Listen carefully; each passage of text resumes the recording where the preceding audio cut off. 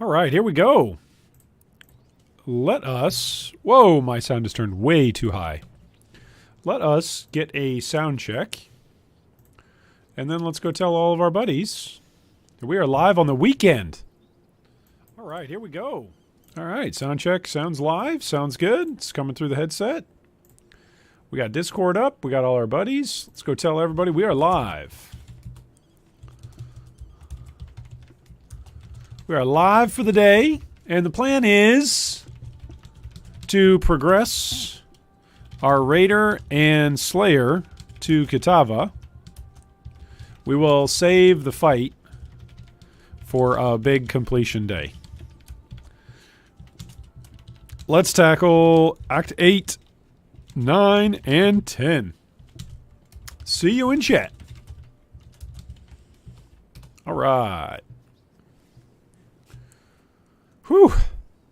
Let's hope that we don't have any internet awkwardness like we did the other day. Oh, man. I've got all sorts of beverages here with me today. It is the weekend, so I've got my trusty water. Make sure you've got some water as well. Water is good. And also today, I've got my trusty mid-afternoon daytime safe beer. It's called root beer. Woo-hoo. Hey, welcome, Patrick. Good to see you joining us here today on the weekend. Weekend Warriors, Weekend Gamers. All right, so we have got this character who had just made it. We had just made it over to Act 9, right? Or was it Act... It's Act 9 that we're progressing through, yeah. So earlier in the week, we had made it through Act 9 mostly-ish unscathed. Oh, look at those terrible rolls. And we're going to keep progressing this character as much as we can, at least until we get to Kitava, and then we'll swap characters. No water coffee? No, I have no brown water with me today. No brown water. It's early afternoon. No brown water for me today. This character today, I think I have to say it, I think this character is going to die. Right? I am genuinely quite scared of this character dying. His fizz mitigation is not good enough. His life pool is not large enough. This is where we're at right now. This is actually not where we're at. This is where we want to be. This is at level 75. We can take a 4,900 fizz hit. But we've got a long ways to go until we get here. Our skill tree looks like this. We're starting to fill out the Bloodless wheel, and then eventually we'll need to fill out Written in Blood. But that's a lot. It's a lot to do. Maybe I should get rid of Infused in Flesh. Maybe this is 3 passive points that I should just put into life. That would mean a significant drop on my recovery. This is 1, 2, 3, 4, 5, 6 passives to come through here. 7, 8, 9. Could I save some passives just coming through this way? I would lose out on some suppression. This is what? 18%? Yeah. 18% chance to spell suppress. But this is 1, 2, 3, 4, 5, 6, 7, 8, 9 passives. So if I came through here, 1, 2, 3, 4, 5, 6, 7. Maybe I'd come around this way. 1, 2, 3, 4, 5, 6, 7. That only gives me 2 more passives. So I could come up and grab Finesse, and then eventually come up and grab Heart of Oak. And maybe come in and grab Field. Nah, Field Medicine's no good. Maybe come over and grab Crystal Skin. That's not going to help me with Fizz. At that point,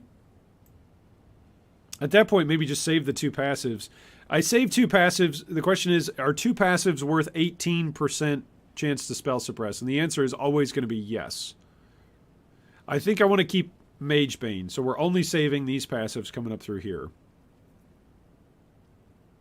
So it'd be 1, 2, 3, 4, 5, 6, 7. That also would give me 10 more strength. It does put me right next to herbalism, which is another 10% HP.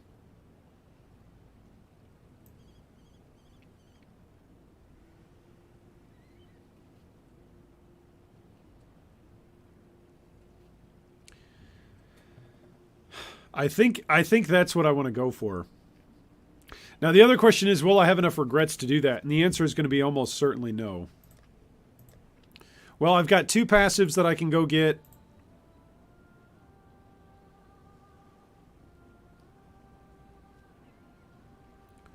Right? Or did I already do this? I already must have done this.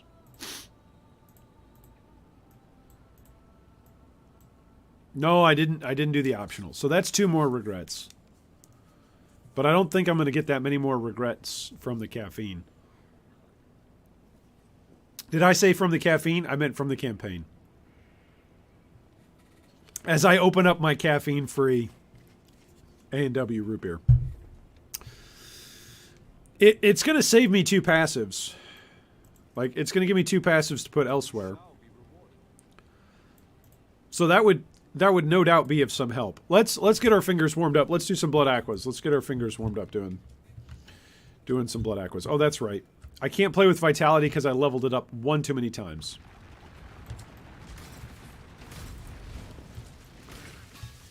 Let's see if we die to the abyss monsters. It's quite possible. Nope. Not so far. We've got everything moving. Everything's moving and grooving. We are like a healthy metabolism. We are moving and grooving today. That's good news. Alright, let's go over here. Watch the explosion. It's when they pop that they explode. That's a whole boatload of physical damage that they do. When they go into the ground and then they pop up. The flying carrion bats, I don't know what to call them. What is this monster even called? I don't know. Oh, is he draining all my... Nope, he wasn't. Okay. I'm just slow. I'm just slow and I'm mashing all my keys, that's all. Alright, watch for him to pop back up. Lots of physical damage.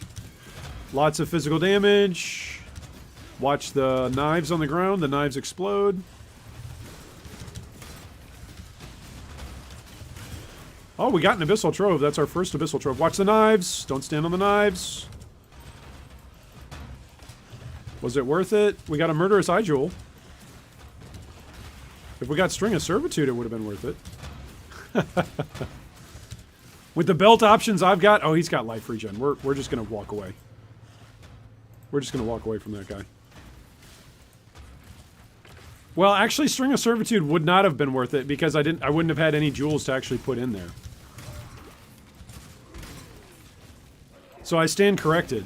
You actually have to have Abyss Jewels for String of Servitude to be good. Here I was thinking I just have such atrocious, like, rare options. I think I have 1 or 2 rare belts, and they're both bad. Let's just keep moving. Those guys are... Oh my goodness, never mind. We won't keep moving. Ooh, it's kind of scary. He's got Corpse Explosion, too. Pop those guys. Keep moving. Whew, this is what you call a good warm-up run. I'm glad I'm doing this and not fighting the Unholy Trinity right away. Oh, man.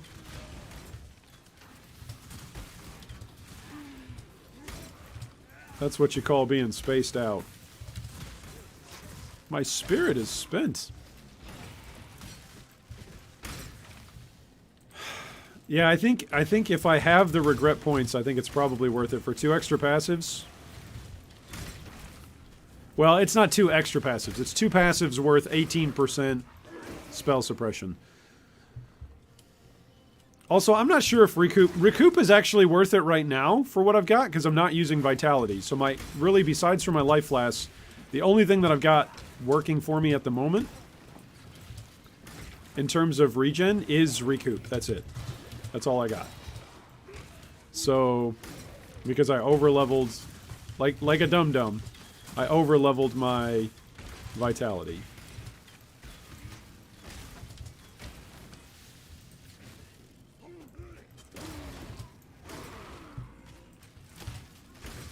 I am so glad that we had that ice bite drop, because I have a feeling that our frenzy charges are actually greatly impacting the damage on the build. I definitely think so. There's our improved call coming into effect. Yeah, I guess I shouldn't be too scared of the Unholy Trinity, right? I just got to get him down. I just got to do 80% of its life as damage, you know? That's all. I got improved call working for me. Hey, welcome, Clay. Welcome, Mouth. Good to see you both here. I know it's been cold there the past few days, but at least you're not in a new hemisphere, in New Hampshire. Oh, New Hampshire. Okay. I read that originally as a new hemisphere. In New Hampshire, had 100+ mile per hour winds and wind chill at minus 110? Whoa! That's too cold. That's way too cold. String of Servitude or Darkness Enthroned? I'm thinking, well, Darkness Enthroned for the Abyss Jewels, but String of Servitude would be without the Abyss Jewels, right? String of Servitude is the one that gives the implicit, right? But wait, String of Servitude, that comes from Alva. So yes, Darkness Enthroned. You're right, Clay. You've got it right. I'm mixing up my unique belts. Or Soul Thirst? What would I do with Soul Thirst? I don't even remember Soul Thirst.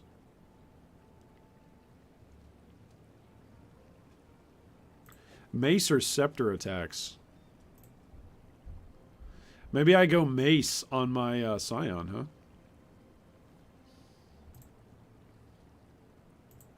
Start playing an attack-based build? Okay, so if I run back over here and I get 2 more passive respec, I've got 5. Right? That gives me 5 respec points. Aren't there other respec points available? Is it Act... No, I guess Act 10 doesn't give you any. I think Act 5 gives you some respec points. Maybe I didn't get those.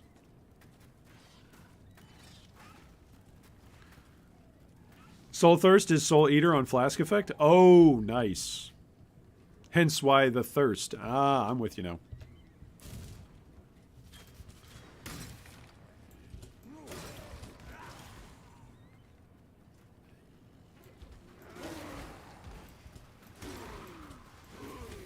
Oh, I missed a guy right here. Did you get him? Okay, you got him, Gollum. Good work.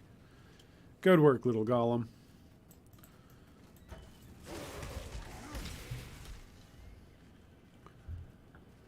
I think 2 passives, I think I can put 2 passives better use than just 18% suppress, right?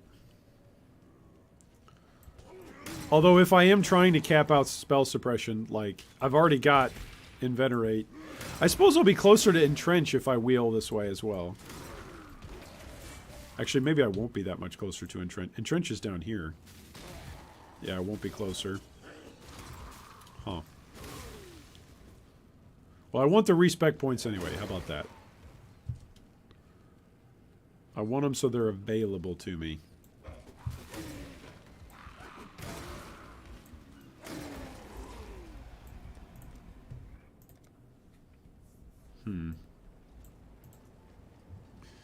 All right, let's go get our respec points.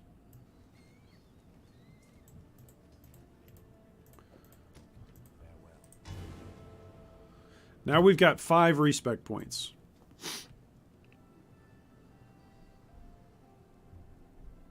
So that means I need to get 2 more passives to complete this part of the loop before I can undo 5 of these.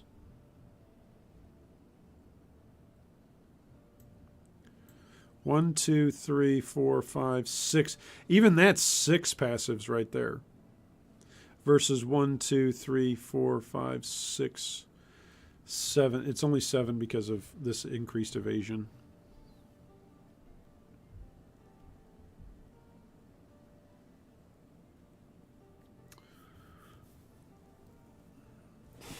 Maybe I get rid of. Maybe I keep the reflexes wheel. And get rid of the evasion and spell suppression. How long am I gaming today? Welcome, Neil, by the way. Welcome, Tinda. Good to see both of you. Didn't you stream yesterday? What, you did 1 act or something? No, I did not stream yesterday.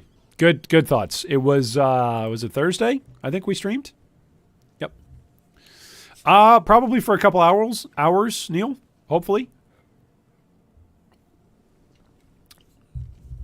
Today's not going to be a marathon session, but it'll be for at least a few hours.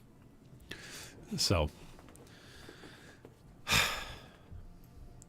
I feel like this whole part, I mean, the whole tree itself is inefficient. Don't get me wrong. Everything on this entire tree is inefficient.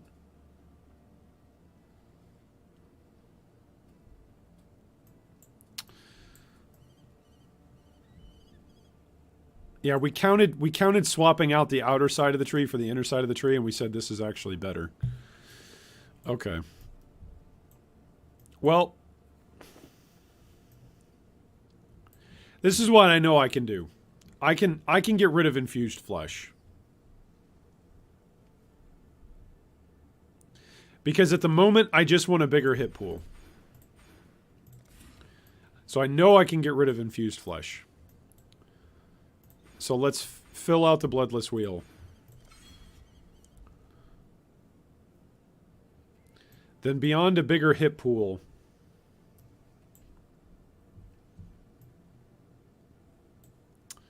maybe I get rid of these two as well. This is 12 to all elemental resistances. So I do need it for my cold right now.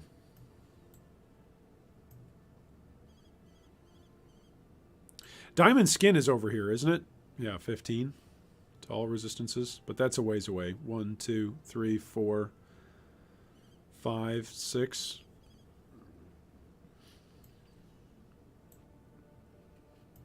Scion Life Wheel's not that far. 1, 2, 3, 4, 5, 6.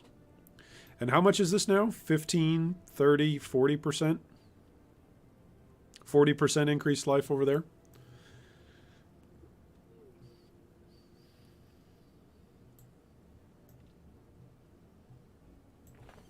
Hey, welcome, Stephen. Good to see you today. So maybe what I'll do...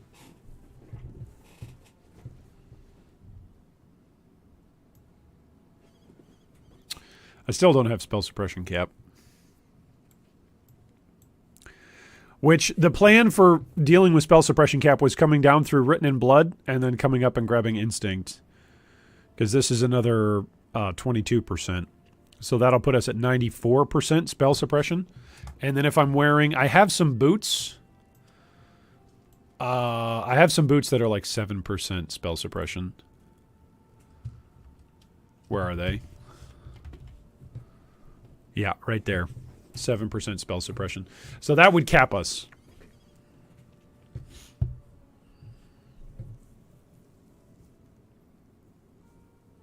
There are the damage pen X resists that you could grab.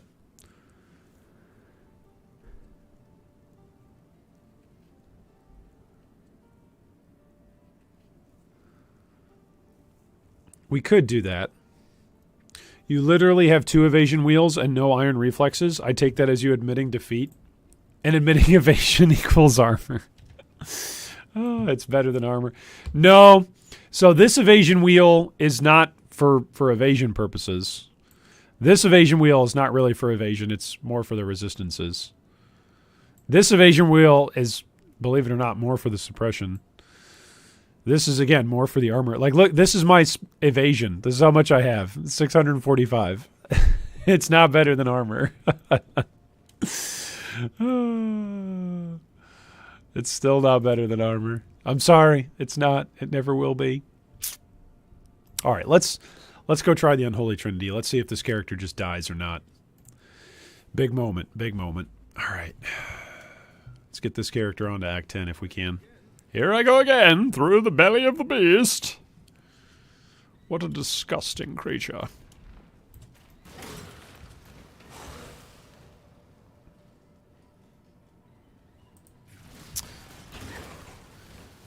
You know, hopefully I'll remember actually how to play Act 8 and 9, since I will have literally just played them on this character, so hopefully my Raider will progress a little speedier.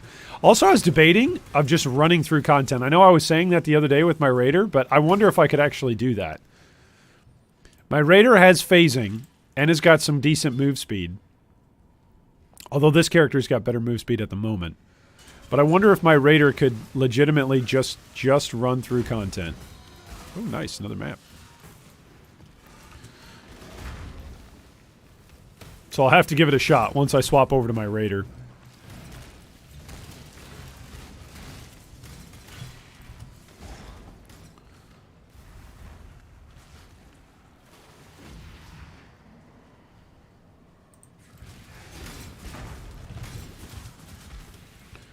Watch Big Time Corpse Explosion.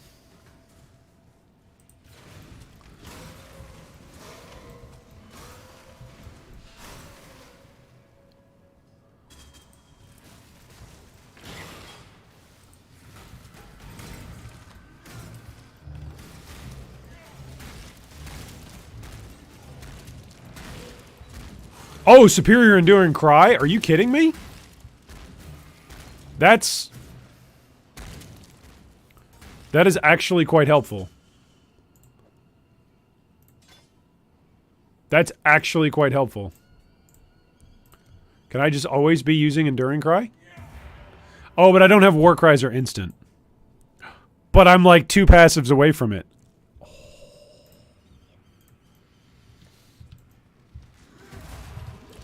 That's helpful for dealing with Fizz, right? It is helpful. It's something. It's also helpful for regen.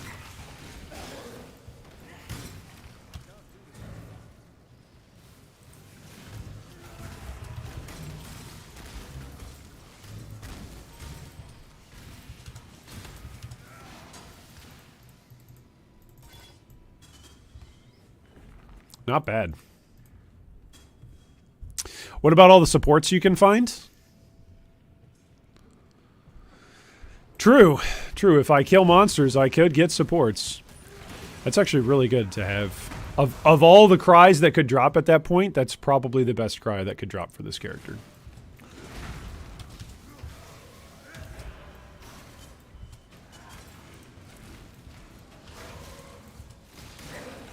Because in the boss fights, that should guarantee me, right? That should guarantee me max endurance charges. 3 endurance charges, which is also 12 all resist, so that'll help with overcap. Making sure that we're overcapped, that'll help a little bit. I kept saying to the officer, those bags were not for illicit use. I still got an 8 life sentences. What? I'm so confused. Today's dad jokes are already getting started, huh?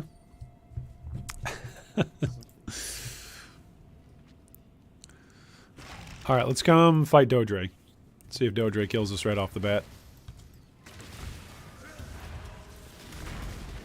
Oh boy. I was just joking, game. I was just joking. I didn't actually want you to kill me.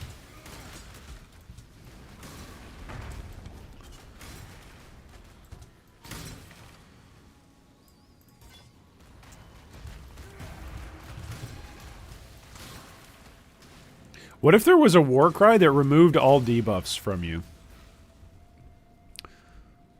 That'd be kind of cool. A defensive war cry. It does nothing but just remove all the debuffs. Is there? You guys are going to tell me there is one that does it. I'm just forgetting. It'd be kind of cool.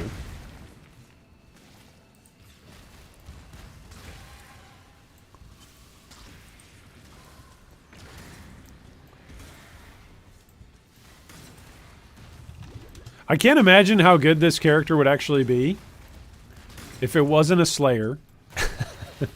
If it wasn't in Ruthless. Oh, man. Yeah, see, fighting the boss, we get 3 right away. So that's quite helpful. 3 endurance charges right away. Alright, damage is okay.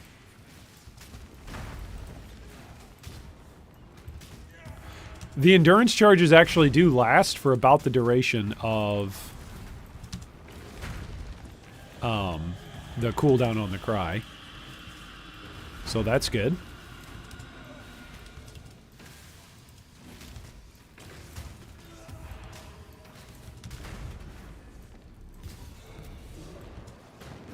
Oh no, she turned frog mode.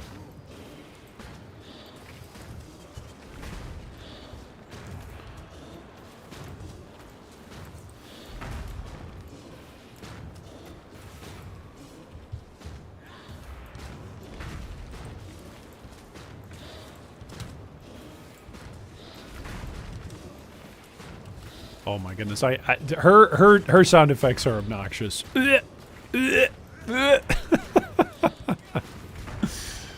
Oh, that's funny. All right, let's resummon the golem.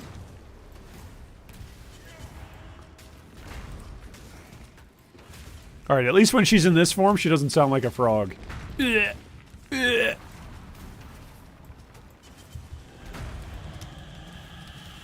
All right, she's shrieking.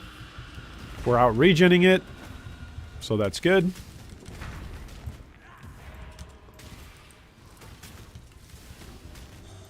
Ooh, that time I actually took a hit.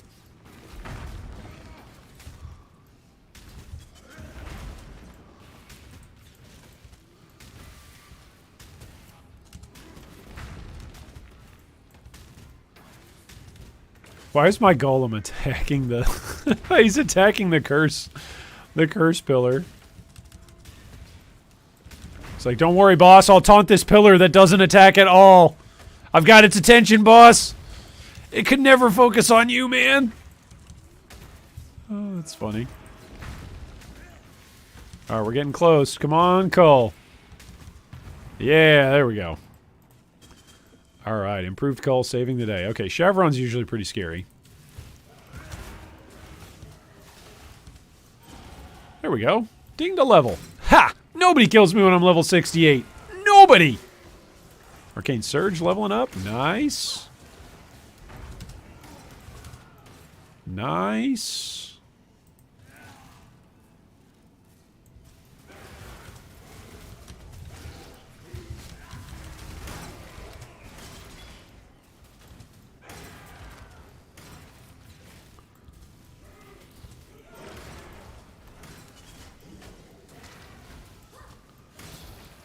I shall not be humiliated like this again. Oh, I beg to differ, Shav. Shav actually... I used to be most scared of Dodre when leveling and coming through this area, but I think Shav is actually the one who's proven to be a little bit more deadly.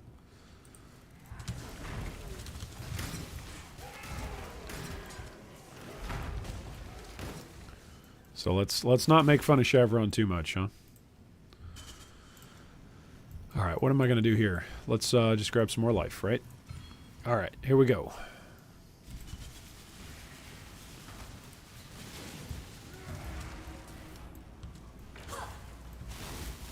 Okay, where'd she jump? There she is.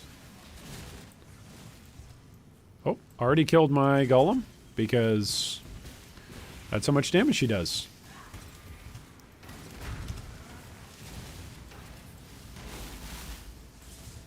Oof.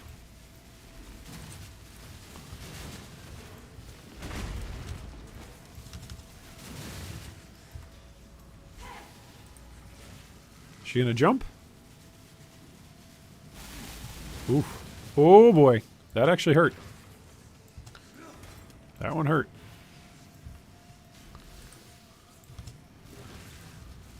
Alright, she's gonna send out big ball and now a bunch of balls. Watch for the slam from Brutus.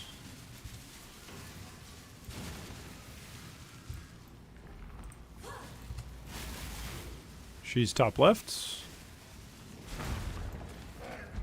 Slam from Brutus.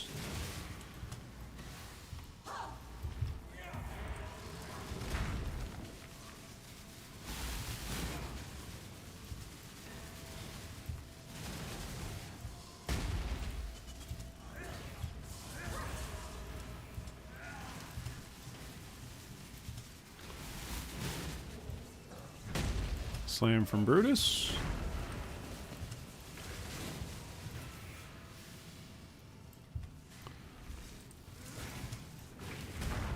Kill her little minions. Oh. She's pretty clever. She is pretty clever girl.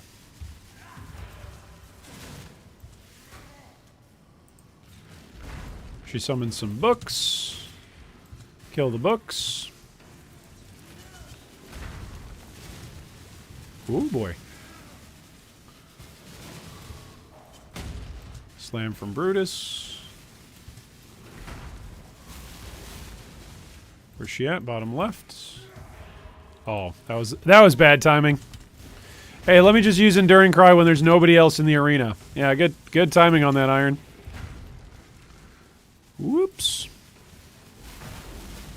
Oof. All right, come on, Cole. Close. Super close. There we go. Down she goes. All right. Who's sending me a message? No worries. All right. Let's go kill Malakaro.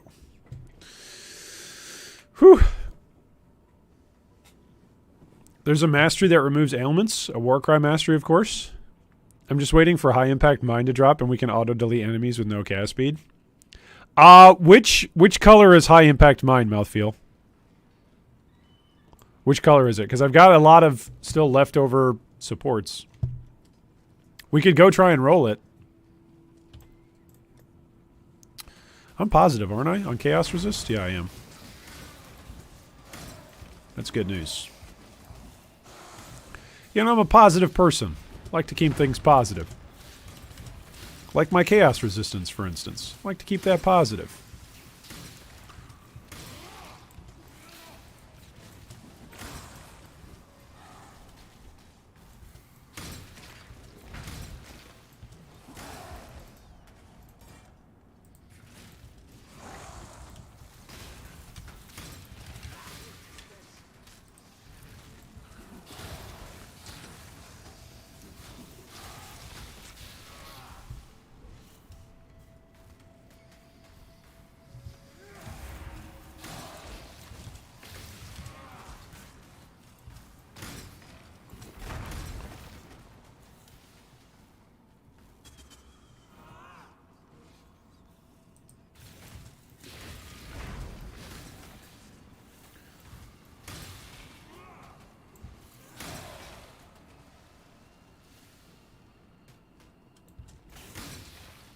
Alright, resummon the golem.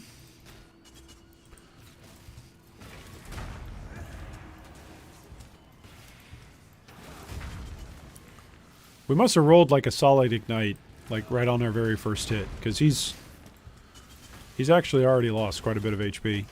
It's pretty good.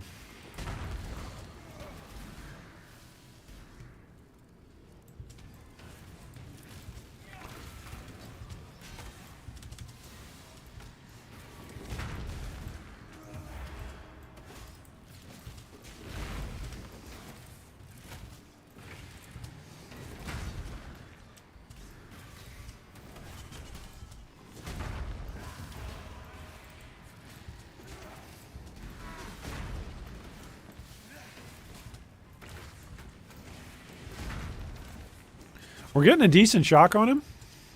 11%.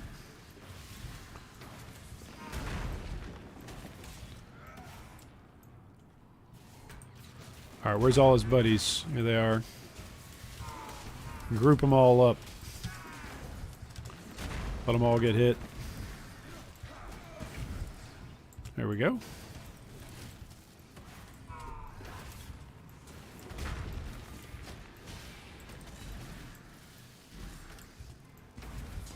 Down goes Malagaro. High impact mine is blue. Should we go try and roll it?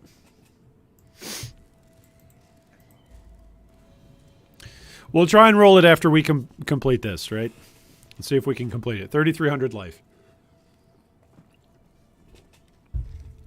This is a bit more of the life pool that we're looking for. Although,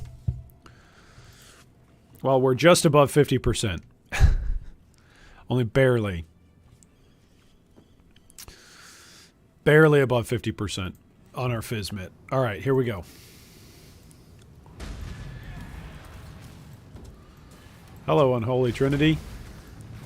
You big creepy monstrosity.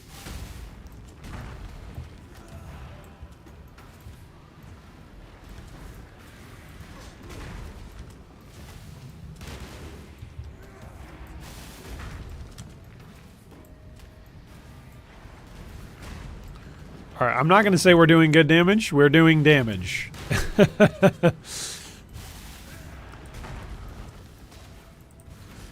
We're doing damage.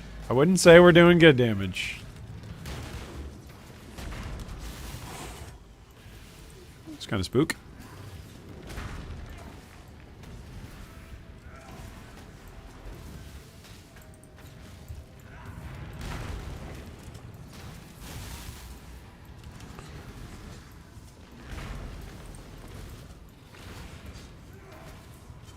Can the Trinity not be taunted?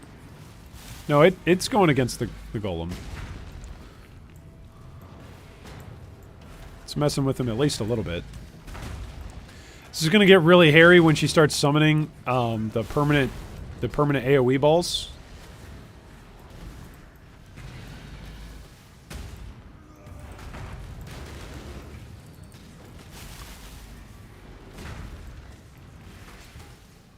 Ooh.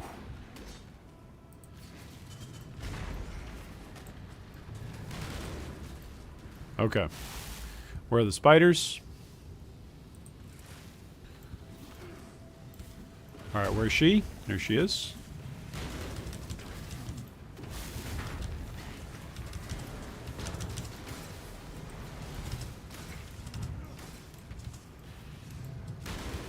Okay.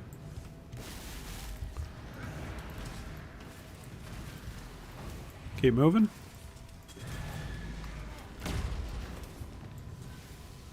I think I walked back into that one.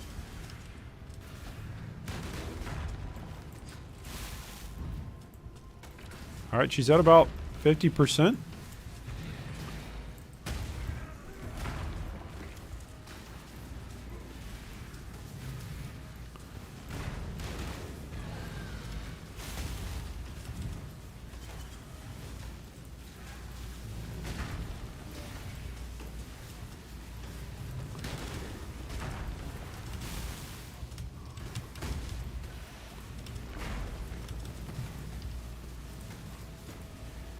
Time to re-up on some flasks. What do we got here? Nothing. I feel like that character from the kids, the Rankin Bass Kids Christmas version of Rudolph the Red-Nosed Reindeer. I feel like Yukon Cornelius. So often when I'm IDing rares, it's just, nothing. Alright, where did my golem go? There we go. He's giving me what little regen I have. Alright, she's phased to the next phase. Alright. Good use of Enduring Cry there. Did me absolutely nothing.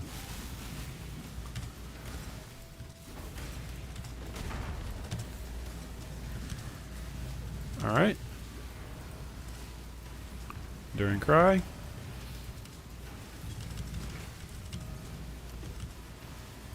Golem come back. Alright, where's she throwing out the ball? Should be getting close. Should be getting close. There we go.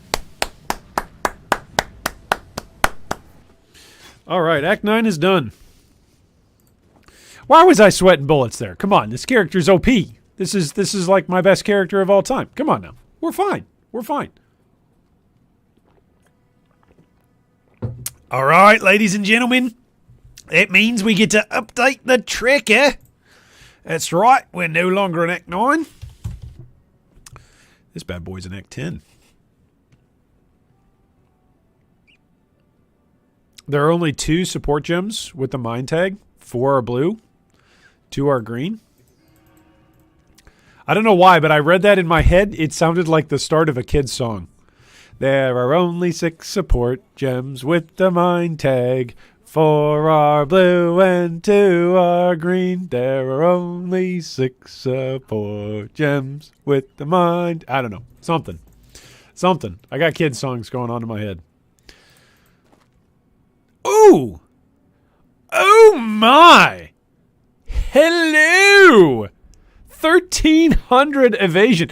Now, Kappa, this might be an armor piece that's worth using on our favorite passive. I'm only 2 passives away from Iron Reflexes.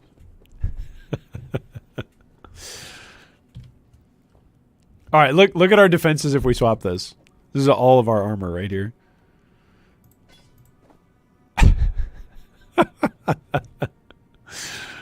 Oh, man. That's funny. I am going to keep this, though. This is level 62. This is a good chess piece. Use that on my Raider. Why not? Use this on my Raider as well. Holy guacamole. Doesn't have any life on that one. This one has life on it, though. So that's actually quite usable. The Raider is Iron Reflexes as well, by the way. So both Ross give a regret point. Oh, that's good to know, Patrick. Thanks for letting us know. All right, we said we were going to try and get a mine tag, right?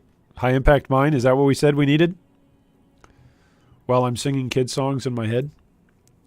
All right, so I know I can get rid of minion life. I'm already using a Hex Touch. So, you know, when this character dies, I'm going to regret turning that in. I could also turn in the Elemental Prolef. I've got Spell Echo and Elemental Focus. Ooh. I think I'm going to keep Spell Echo, but I'll get rid of Unleash. I think... Actually, no, Trinity support. There we go. We'll get rid of Trinity. We'll keep these two. These are more utility. Okay, let's give it a shot. We're giving it a shot, all right? I need to actually take them out of my stash, dum-dum. There we go. All right, let's try these 3 and see what we get. We got Overcharge support. Supported skills shock enemies as though dealing 500% more damage.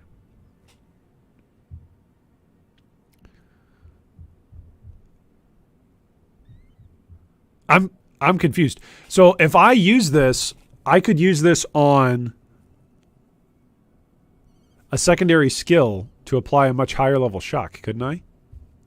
I wouldn't want to use this on Hex Blast because it's going to reduce my... It's going to reduce my damage overall.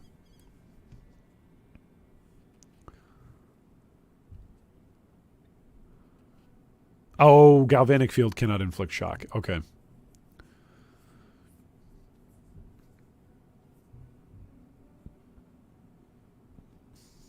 What do people use Overcharge on?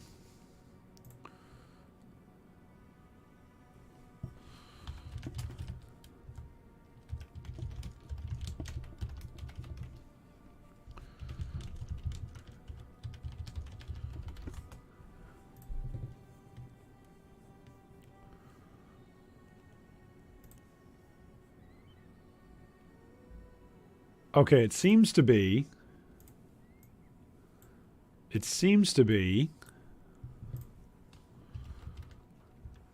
What's it even called? Overshock? Overcharge. Overcharge support. What are people linking it to?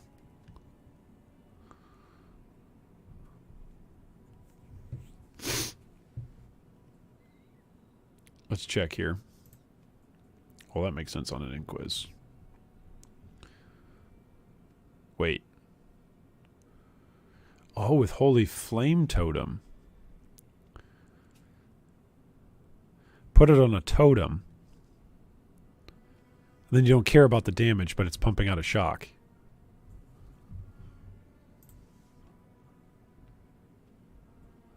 Huh.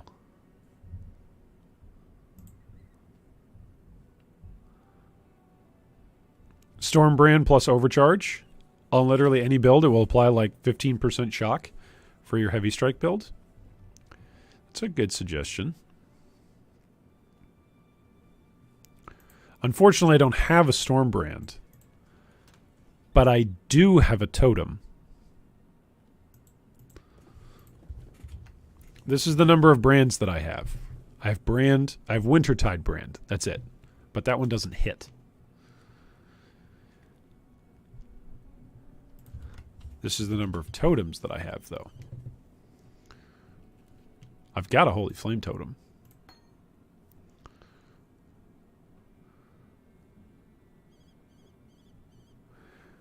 This would make... It'd be blue-red is what I'd be looking for. And once again, I have no chromes.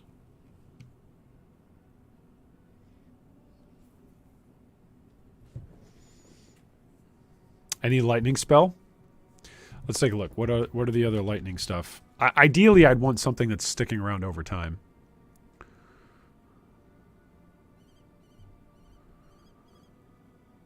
Oh. Lightning trap?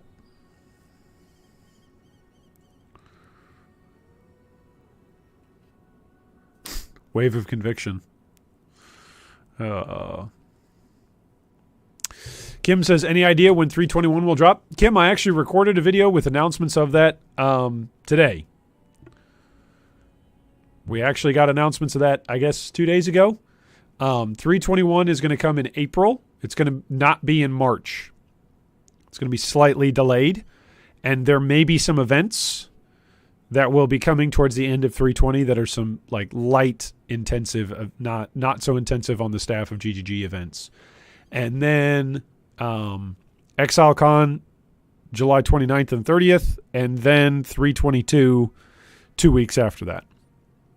So the video where I talk about it will drop tomorrow morning, but all the info is out there on the official forums. Plus, you had like 6 gemstones. Kappa, you got to catch up, man. Look at this. This is how many gemstones I have now. We've used all the gemstones. We've used them all on all the other characters.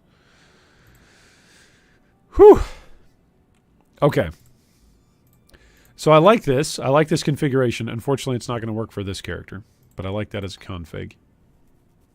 I like it. I like it a lot. So let's put this over here in supports. Put this back over here in actives. All right, and let's go rescue Bannon. Come on, Bannon. We'll get this character up to Kitava. Cool, thanks a lot. I'll be sure to watch the video. There you go. I mean, it's going to be a short video because it was a short post, and you just got basically all the info that we're going to cover in the video. So, but we do a full-on read-through. So, as is our tradition, we do the read-through of the entire announcement, and then I give some speculation.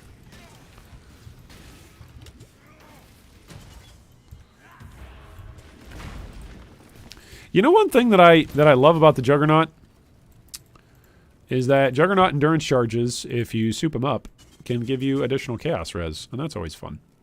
I like that. This character, I think, is going to be at least level 73 when it goes to fight Kitava. Maybe it'll be a little less, maybe. I don't think it would be very wise for this character to fight Kitava on something less than, like, yeah, 3,700 HP, I think, is what this one's going to need, at least. Well, when I've got full endurance charges, I've got, what, 60 plus, 68? Fizz resist. So I should be able to survive a mistake in the Kitava fight. I should just be, let's get real though. I should just not make a mistake, right? Let's just play mistake free. Just play mistake free, come in and out a lot. Drop Hex Blast, hope for an Ignite. Keep going. Ooh. Hey now. That hurt. What was that hurt so much? It's probably the Twisted Effigy. Watch the slam.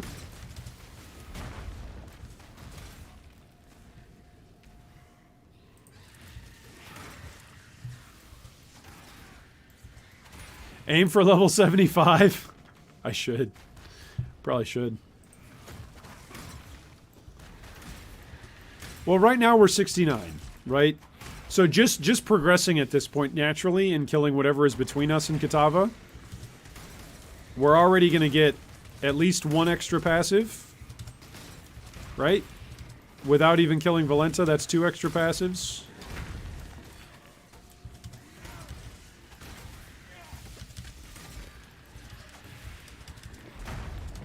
Yeah, we're 68% resist, Fizz resist. with 3 endurance charges. I think if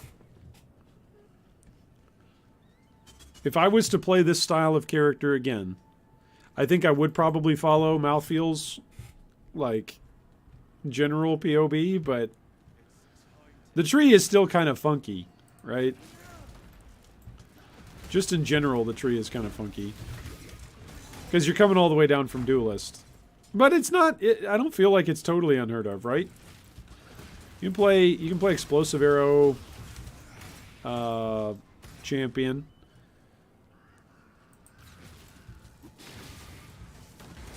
It wasn't, well, I guess it was a while ago. There was a, I forget what it was. Wasn't there a Slayer Elemental Blade Flurry build that actually took a lot of nodes in the Templar tree? That was a while ago, though. It's been a while since anybody's played Blade Flurry with any serious attempts or any serious consideration. All right.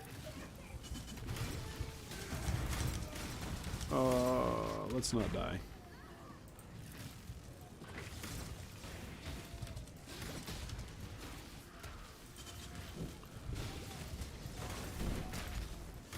I'm burning quite a bit here. But so far, we're alive. I must have missed you spending those stones through all the heckling I've been working so hard on. That's fair. That's fair, Kappa. I'll spend the stones and you work on the heckling. It's a fair deal. It's a fair deal. Yeah, we haven't spent them in like one massive spending spree. It's been a steady trickle of different characters needing to spend for different reasons. Different actives.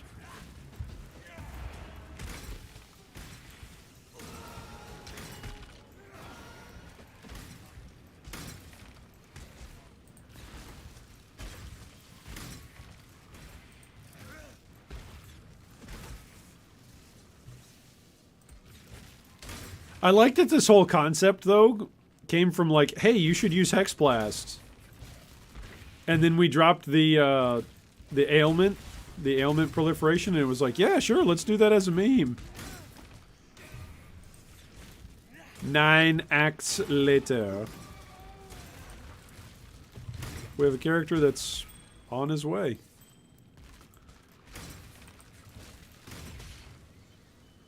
I like it. This has been definitely the most surprising build of the league for me. Definitely the most surprising.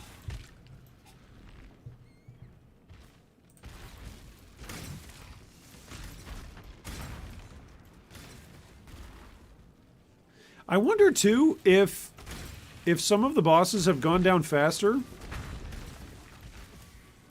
Hear me out on this. Help me figure this out. I feel like we do more damage when there's a group of stuff around than when we just do single target.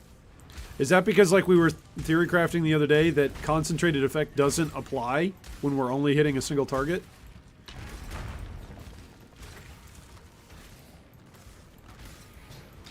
Is that what we're figuring?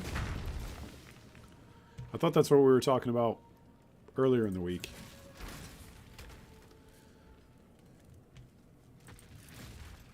Because it would make sense if I'm missing out on a pretty significant more multiplier when I'm doing single target. Because single target definitely does not feel as potent as going against a group. It could also just be the nature of the skill. Like maybe the skill just feels better when it's popping on a whole group than on a single target.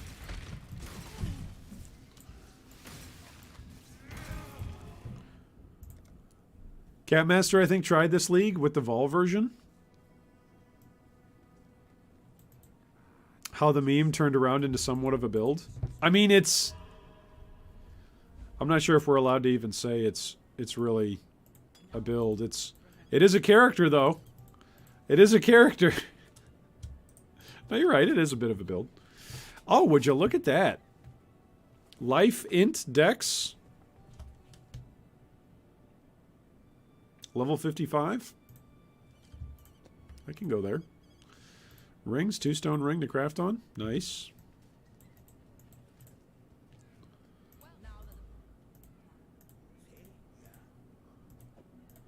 Some more regrets. I've got 4 regrets that I could spend.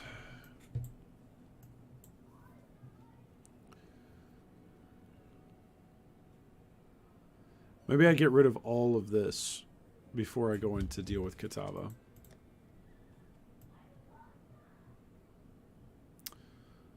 And put all 4 into life. It's not a bad idea.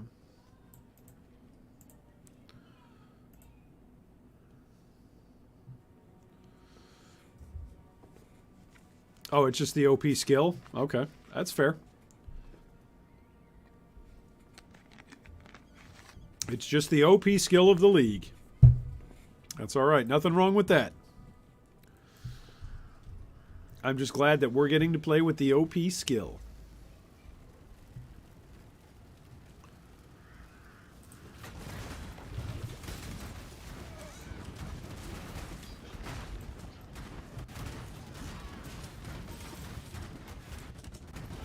Even in a super sub-optimized way.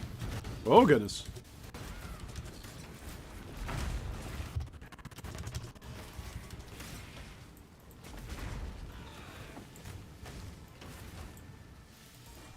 Ice Bite leveling up. That's good news.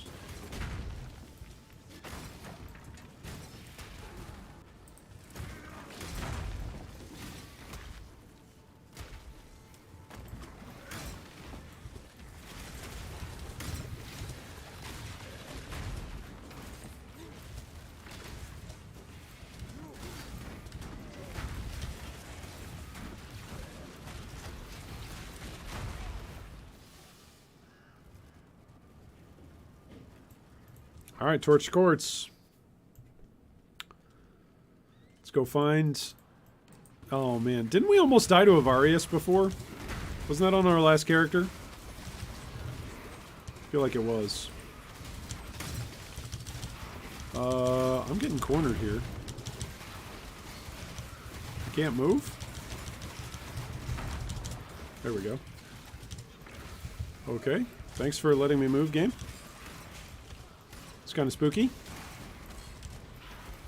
I was really all of a sudden hoping for phasing to all of a sudden become a thing on my character. Just all of a sudden. I don't care for you.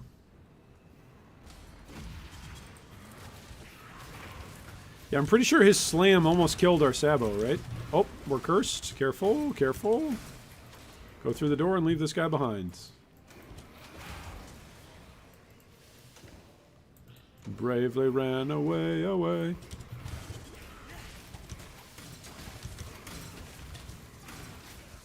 When danger reared its ugly head, Sir Robin turned his tail and fled.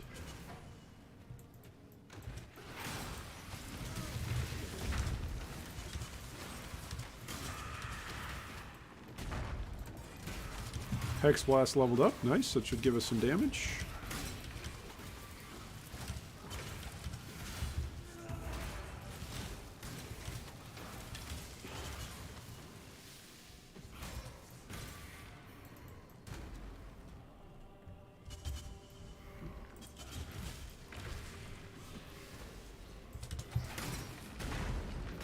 Oh, I didn't go far enough this direction. Okay.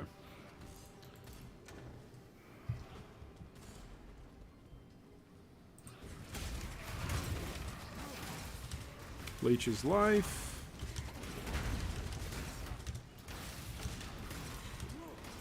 Can't leech life if you're dead.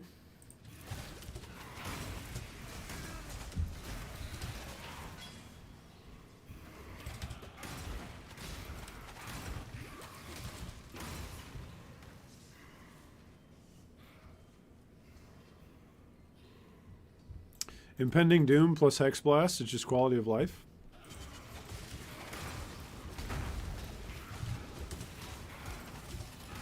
I believe there's a lot of things that this build could use that would be quality of life that would improve it.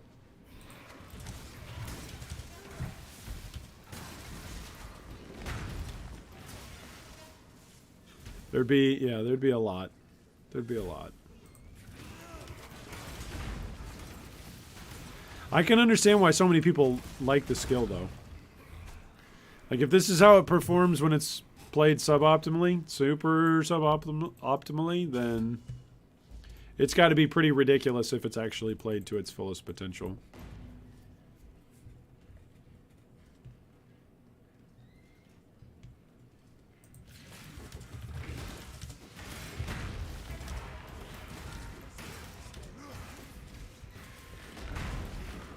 He blocks attacks. Too bad for him I don't attack. There we go. Alright, I should ding a level here before we get to Avarius Reassembled.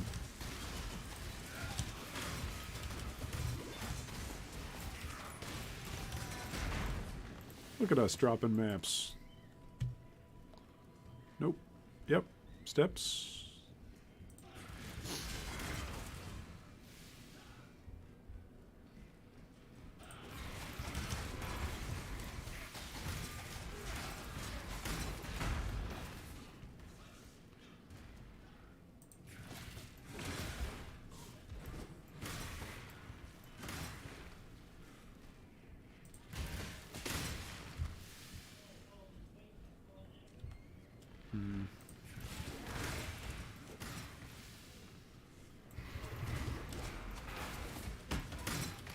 Oh, Blade Vortex.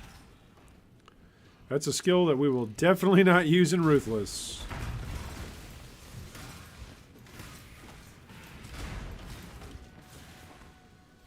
Are you diagnosed with dyslexia, if you don't mind me asking? I prefer not to say, Kappa. Thank you, though. I do have several different challenges. If you're wondering why I jumble my words a lot, why I misread things or missay things, I've got several different reasons why. Yes. It's a good guess. It's a good guess.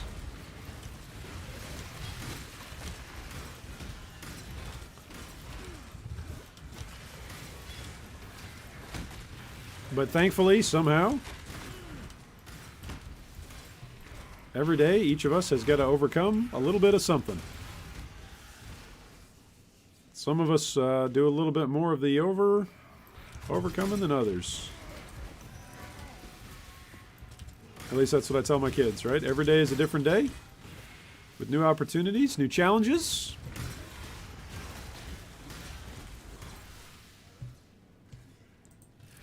Each day is its own new day. All right, we are now level 70.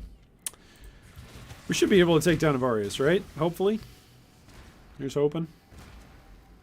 Here's thinking. Here's wishing. Here's dreaming. Here's looking at you, kid. Hopefully we can reach there.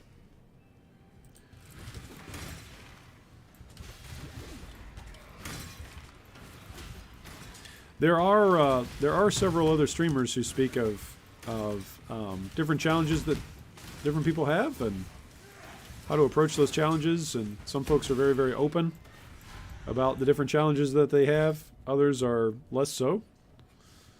And that's okay. Both are okay. Some folks, whatever challenges they have, they kind of make it a part of their identity. Others, I shouldn't say they make it a part of their identity. They speak about it in a very particular way. Others choose not to. You look like you've done well for yourself? Oh, that's very kind. That's very kind. I have a very blessed life. That if it was up to me and my own talents and my own abilities, I would have none of the things that I have.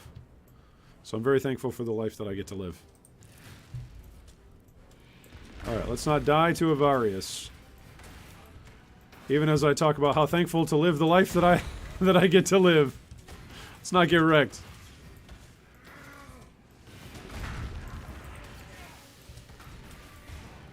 All right. From what I remember, it's the D-Gen.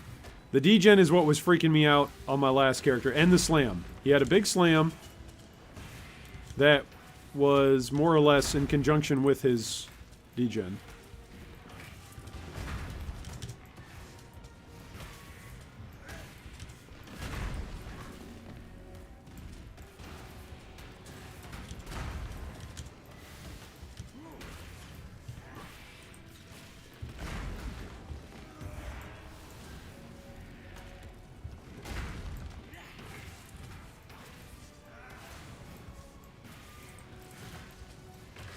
Okay, I'm out of my golem, so that's bad.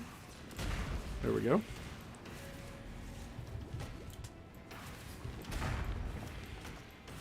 Slam. Where's he at? He's at about 80. Alright, I'm going to port, if I can. Port.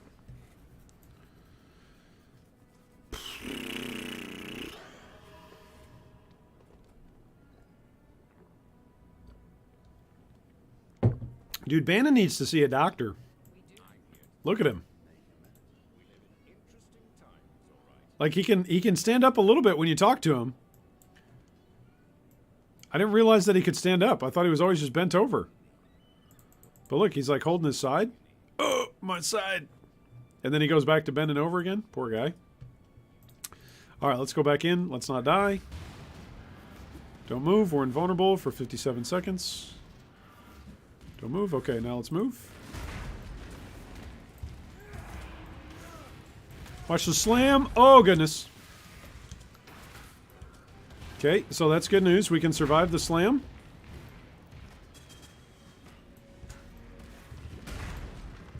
He's got his energy shield all the way back. That's annoying.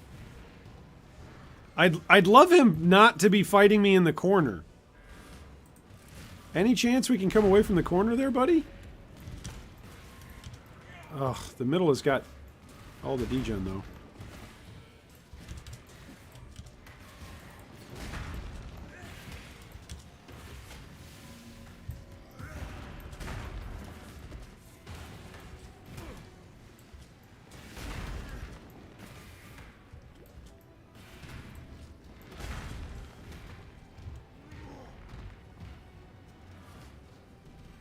Okay.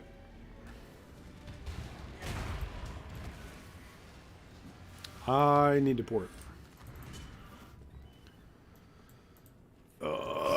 Fighting this fight with no vitality is awkward.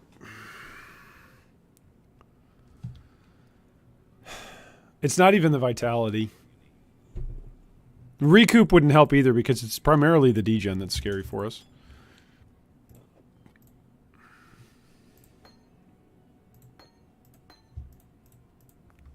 All right, let's sell...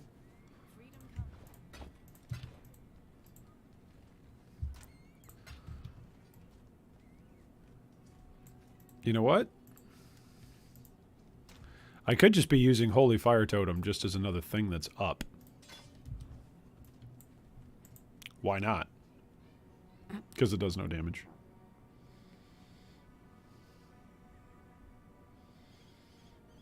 Does give Consecrated Ground, though. Plot twist, Bannon is the town drunk. He might be. He's holding on to his liver. Is that the right side for his liver? I don't know. But we can... I like that. I like that as unofficial lore. Oof.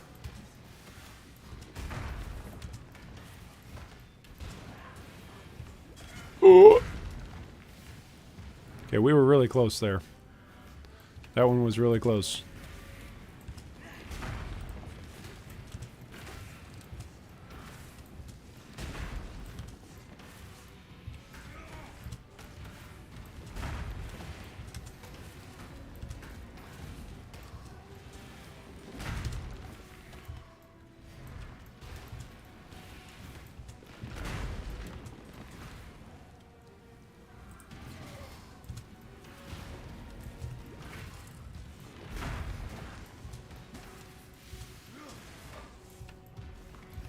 Okay, out of my golem.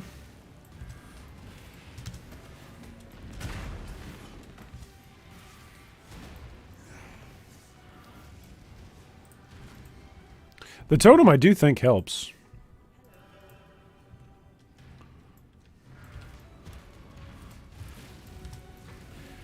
It should be at least preventing...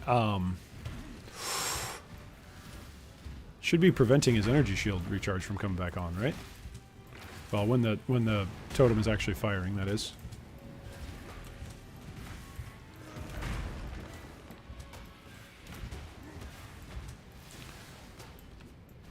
Yeah, I think this is what I'm learning. I think I said this with the last character. I think I hate the Avarius fight more than I hate the Kitava fight.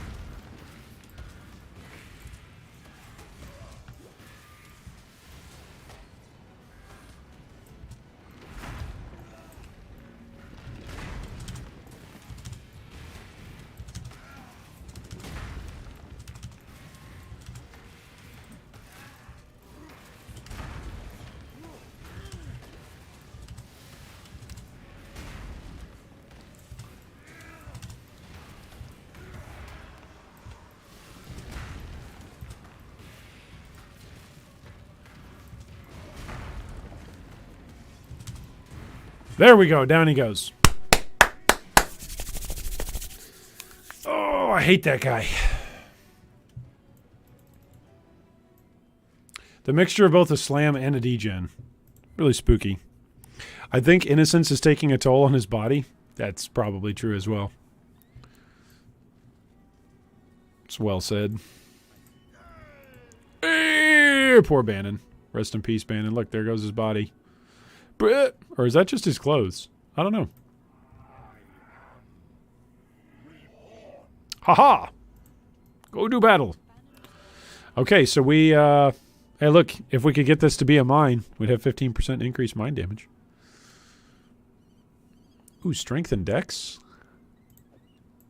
I might need that on somebody. I doubt it. I doubt it. But for a long time, this character actually needed some strength. So we'll take the strength and dex. Okay. Alright, so this character technically can go do Kitava. He can technically go fight Kitava. So we're going to leave this character here.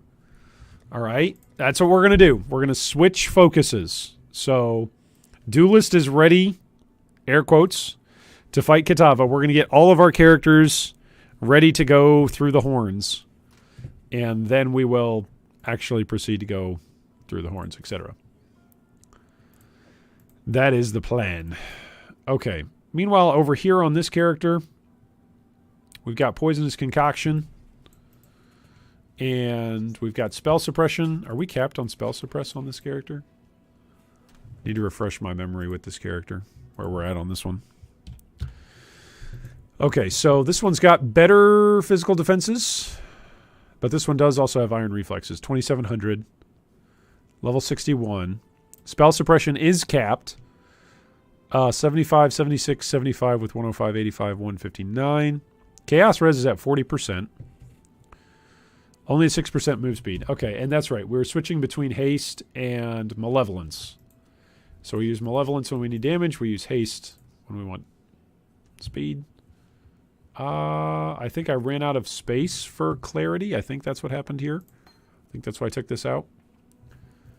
Yeah. Okay, we've got Steel Skin, which that's also another really good thing. I should have a guard skill on that other character. That would probably help a lot. We've got increased AoE and Plague Bearer. Why do I need this? I need this for the int. That's right. That's right. Okay. Innocence just so happens to be the name of the vodka with the highest percentage of alcohol for the least amount of money. It just so happens to be. It's just so happens to be, huh? There you go. Okay, so we came over and got Champion of the Cause because that gave us some increased mana reservation. We could always come up and grab Charisma as well if we really wanted to be nuts. Which maybe it wouldn't be that nuts.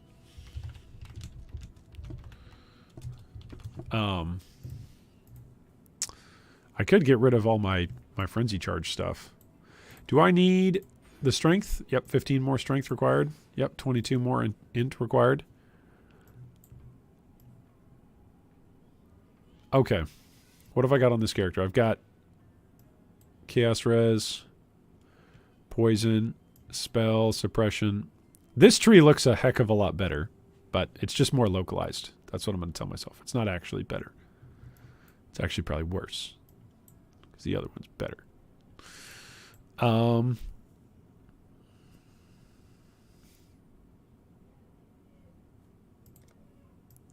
Probably don't need this finesse, right?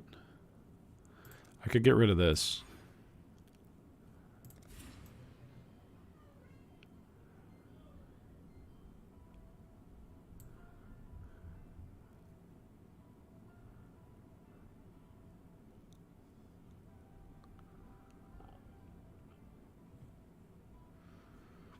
Is there anything that I need here as a mastery?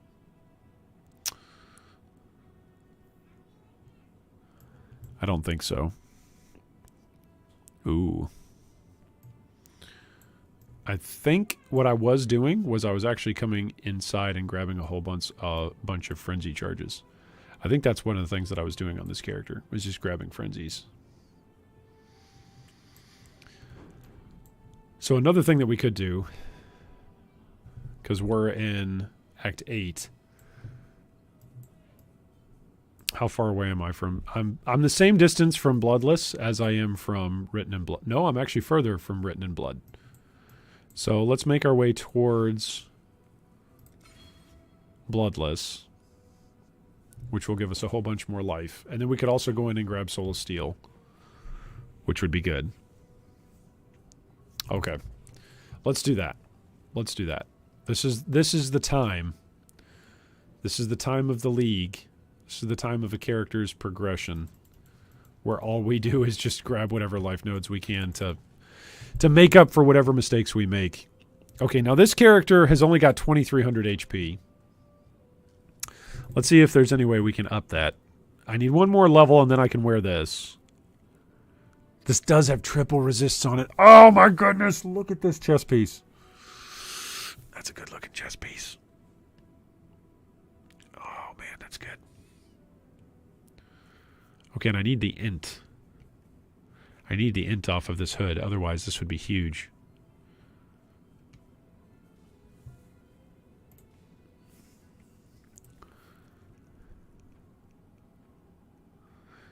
Yeah, I think in terms of chess pieces, I think this is going to be the best one that we're going to get. And in terms of boots, this one's not that great, but it's got the 4-link that we wanted. This was the predicament that we are in with this character.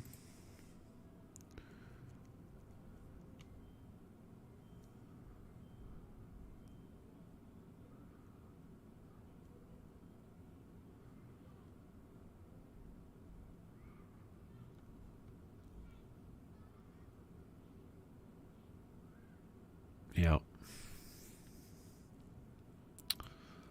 I don't think there's anything else that I want to swap out at this point. Because I would need a helmet that would have intelligence and then a better armor or evasion rating than this. Don't think I do. But let's just check. Let's just check and see. Okay. There's a helmet. It's got 2 resists, but it's got no life. It's got 60 better armor on it. So not by much. This is what I was wearing for a long time.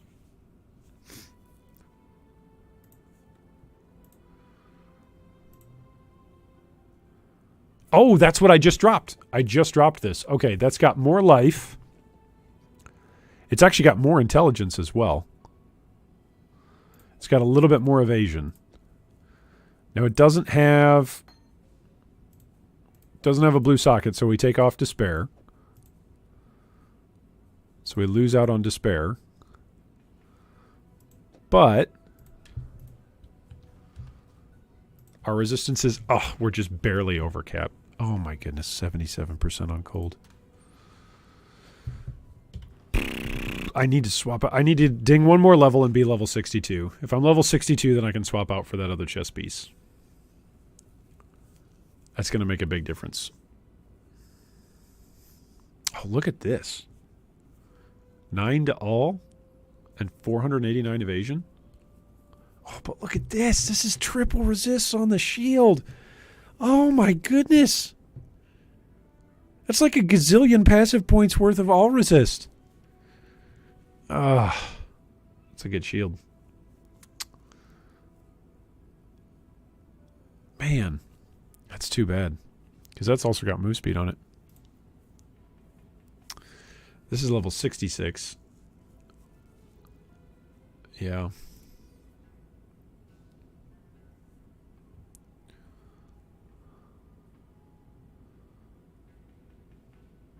Ooh, that's a lot of life.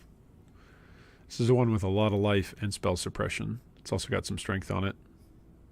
But I think everything in here is going to be worse than what I'm wearing. Yeah. Yeah. Man, that chess piece is really good. It's got 79 life and 20 int. Ooh. It would mean I would lose steel skin and vitality. Well. All right, so let's check and see. Do I have enough intelligence right now to re-roll this? I need 5 more intelligence. Oh my goodness. All right, 5 more int.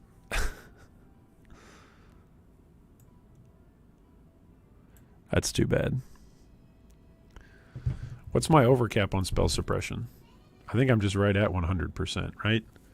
Maybe not. Let's go check. Let's start and check. Which one is this one? Peaconk Draconis.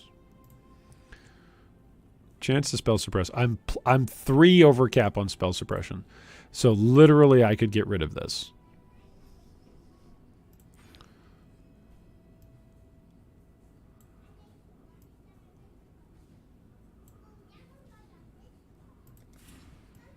And I still remain 100%. Okay. Now I can come in here. This is actually going to give me, what? 10% to all resists? So that helps out with the cold resist, being over resistance. Because in this act, we're going to go up against Yu-Gi-Oh! Like, that's part of what's scaring me, is there's stuff that actually does cold damage in this act. So... all right, we'll swap over to haste.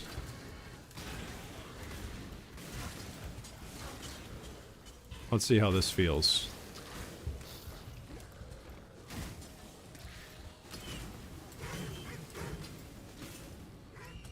All right, makes a difference to have frenzy charges, as always. What a shock. Also, it makes a difference to have phasing. Oh my goodness.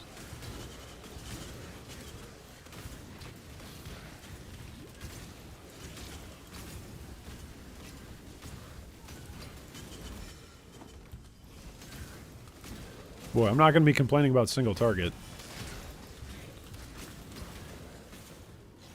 My attack speed is actually okay with haste. So that's not too bad. I'm about 400 HP below where I want to be at, ish.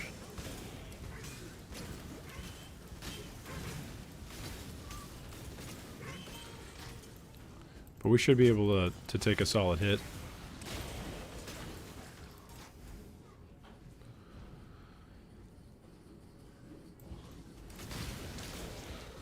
I think Lunaris will probably be the biggest problem for this character. With the degen, the black degen balls that Lunaris brings around.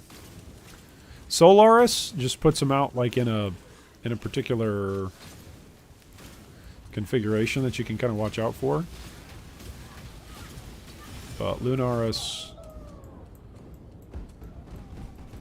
like sometimes I miss where the ball is actually at. I accidentally run through it and take a bunch of damage. Never a recommended strategy.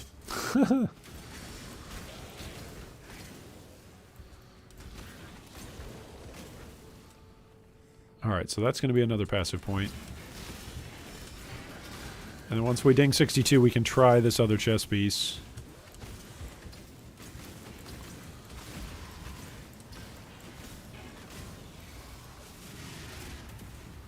This character's actually got a serious amount of chaos resist. So maybe I could scale back the chaos resist. Maybe I don't even take the chaos resist wheel. Because there shouldn't be that much more chaos resist that I have to deal with. I guess a little bit with Dodre. And a little bit with Malagaro. But again, mostly physical. It's not mostly chaos.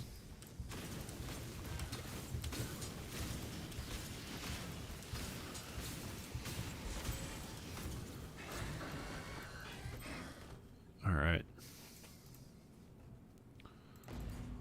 Are we full up? I think we're full up. For our Plague Bearer. Nope. 70, 81. What's full? 84, 90, 97. It's 97, 98. Alright, 98 is full. And then from there we can just run. Turning it off, turning it on. There we go.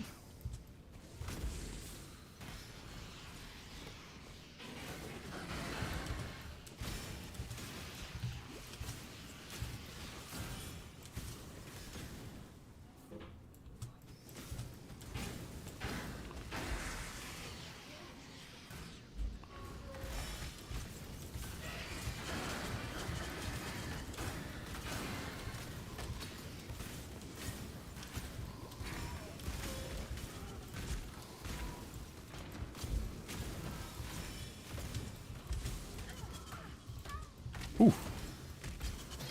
Ooh, glass blowers. Nice. We haven't picked up many of those.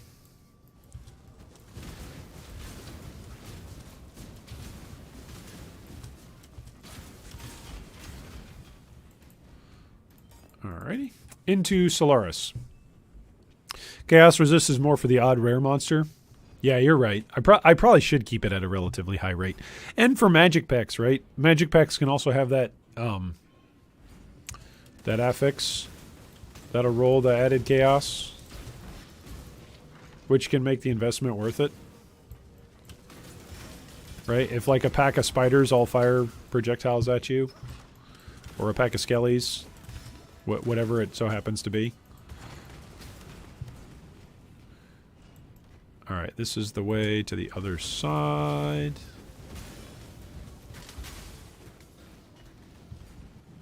That's corrupted blood. Waypoint, ding.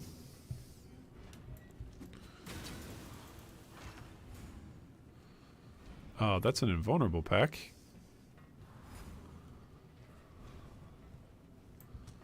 Am I going to fight him? I guess I will. Spitting out a lot of ground effects. It's pretty spooky.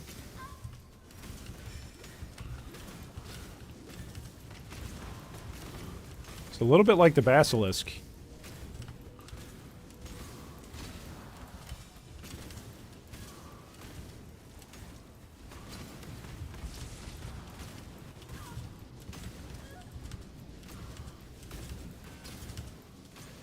Alright, down he goes.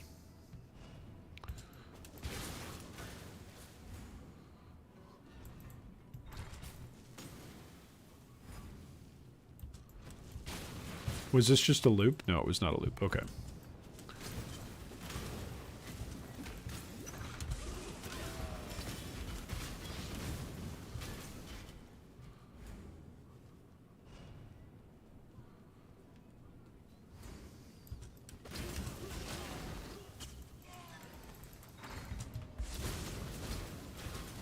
Alright, we'll go take on Solaris.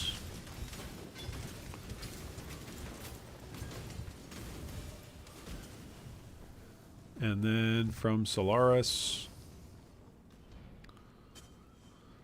we'll make our way over to Lunaris, and then we'll take down Yu-Gil. Just like we did with the other character. Same sequence. Better to have some in the positive than being in negative when playing hardcore? Yeah. A Sapphire Flash should help against Lunaris. I think she has resistance to chaos damage if you can curse her with Despair. So I'll need to use Malevolence and Despair in that fight.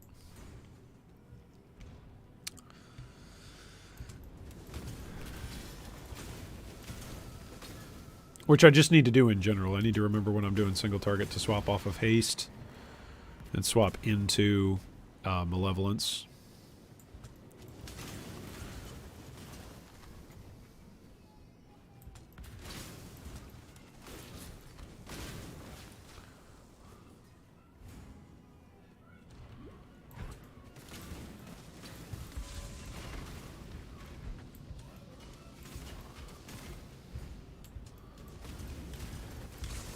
Welcome, by the way, today, Brandon. Good to see you today. Happy weekend to you.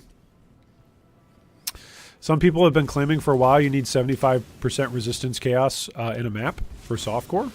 Oh, really? I would say that if I'm doing a whole bunch of Alva stuff, if I'm interacting at all with Alva's Temple, then I try and push for as much chaos resistance as possible. Because there are just base monsters in there that'll do chaos damage.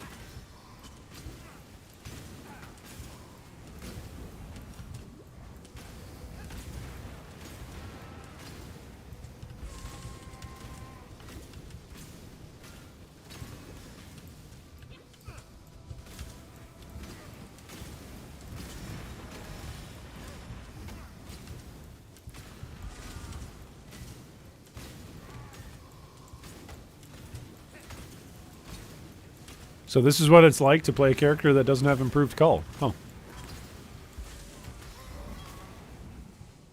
I miss having improved cull. The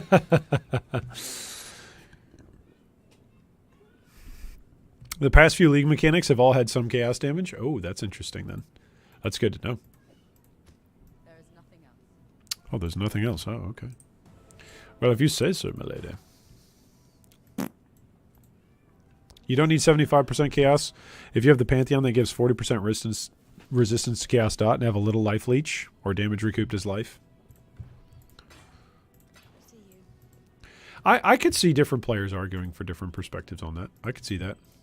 There's oftentimes these interesting arguments in hardcore about which layers of defenses you need to prioritize. I think it's one of the things that's rather interesting about hardcore in general.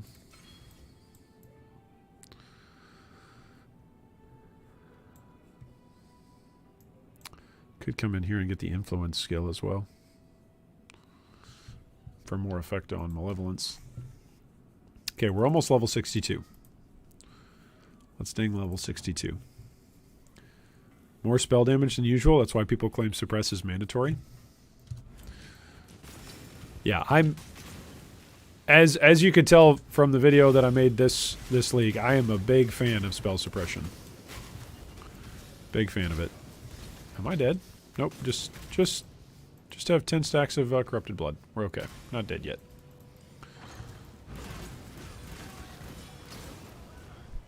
Big fan of spell suppression.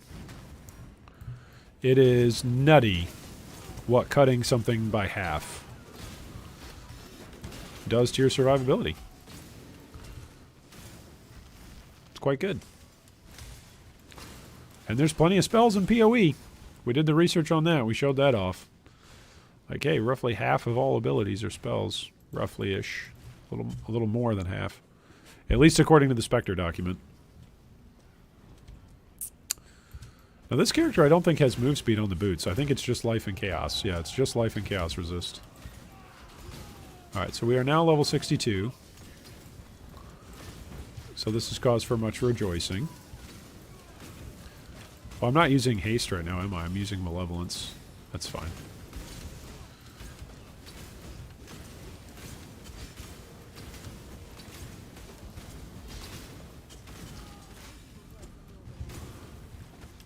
There we go.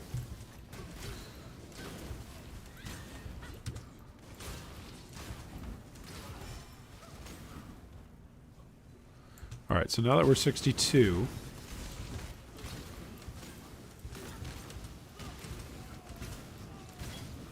we can go see if that chest piece will work for us. The chest piece that has 1300 evasion. That'll be pretty good.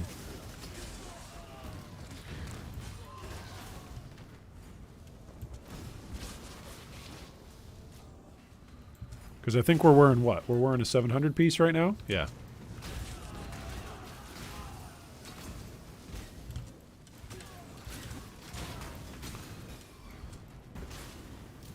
You see why I like to build my characters so tanky, by the way, because I basically play all of my characters as though they're playing Discharge, and you just run into the middle of the pack and tank everything. I very rarely shoot stuff from a distance.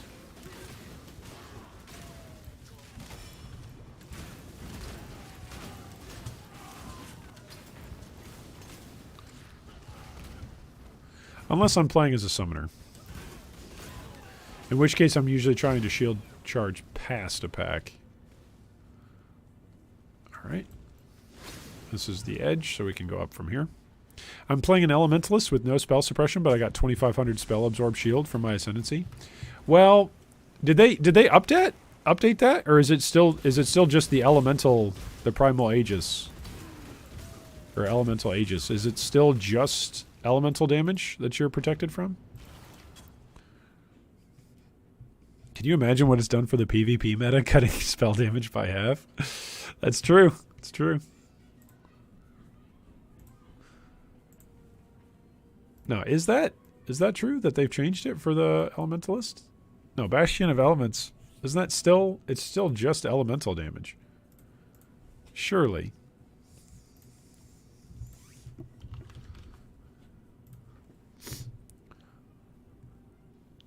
.314, they changed it. Yeah. It's just elemental damage. Yeah. So they haven't changed it. So that is a good layer. It is a good layer, but it doesn't help at all with Chaos Res. Okay.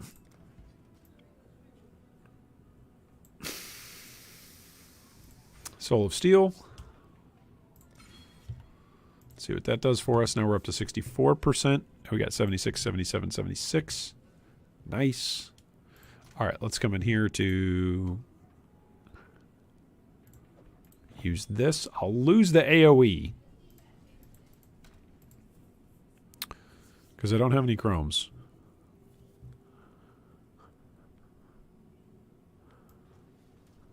I think that's fine, though.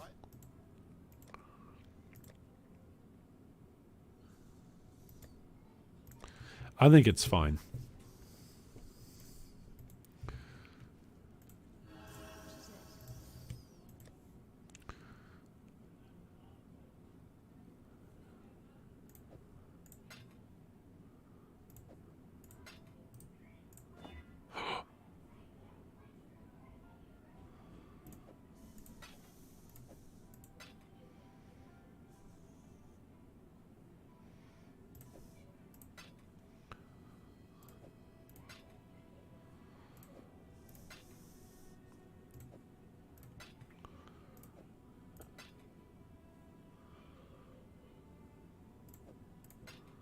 Do I have enough?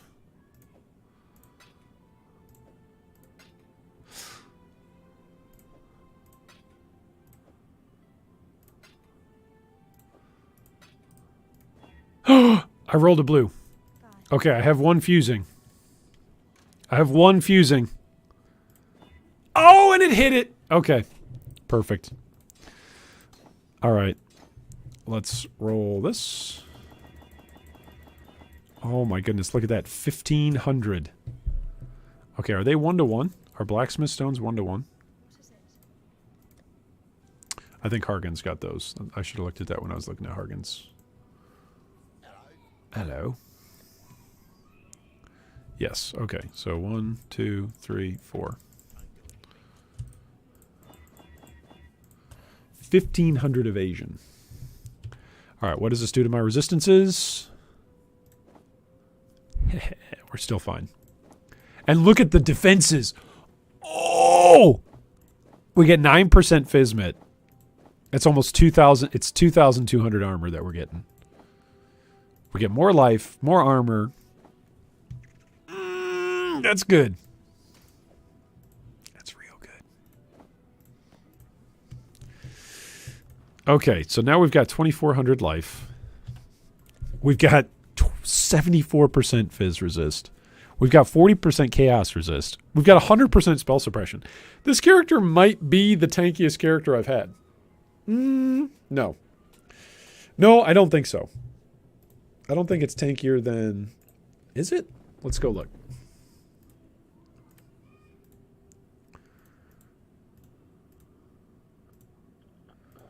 Is this character tankier than my Juggernaut? I don't think so. There's no way. Actually, it's not tankier than the Juggernaut, but it is already tankier than what the Witch and the Sabo were at. Look at this. 5,800 Fizz max hit. So look at this. This is the comparison. All right, so that's the Raider. This is the Witch at Act 10.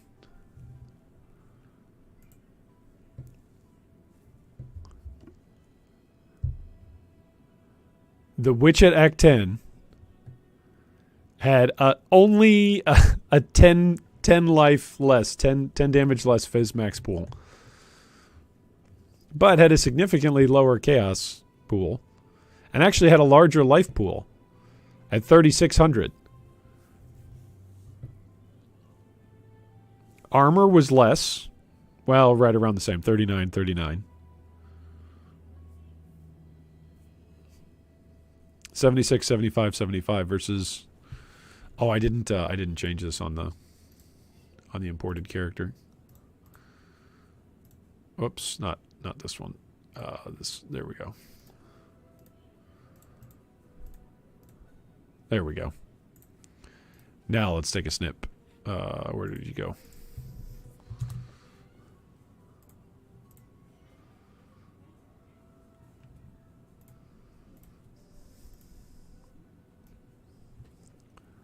Oh my, it actually got better. Okay, so compare this to the Witch.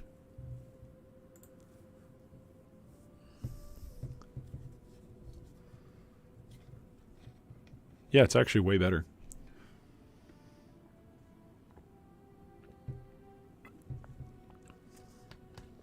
$10,000 life difference on the effective, well, 10,000 damage EHP pool bigger. 400 more Fizz. So see, this character is ready to take on Kitava right now. At least according to a character that I've already survived on. This Witch is on the Act 10. Now, when I was only at Act 5, I don't think that changes anything, right? The only thing it changes is the Chaos Resist. Which doesn't do much. It changes the Chaos Max hit a little bit. Wow, that makes me a lot more confident on this character. Okay, so this character just needs damage at this point. I just used up a boatload of currency on this. But this character just needs damage at this point. Okay. So, want to buy damage. Want to buy damage.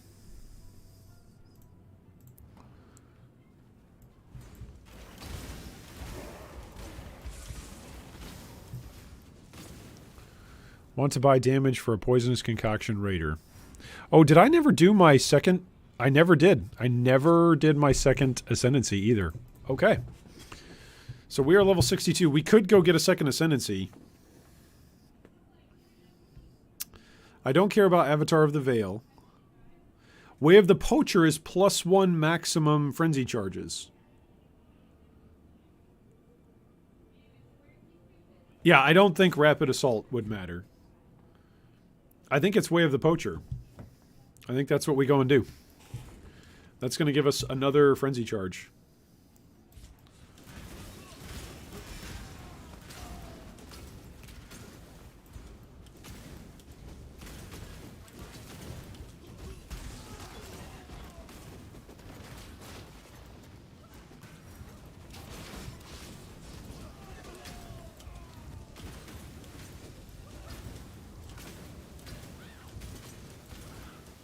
And then I think the rest of the passives that we get, we just dump them into frenzy charges, right?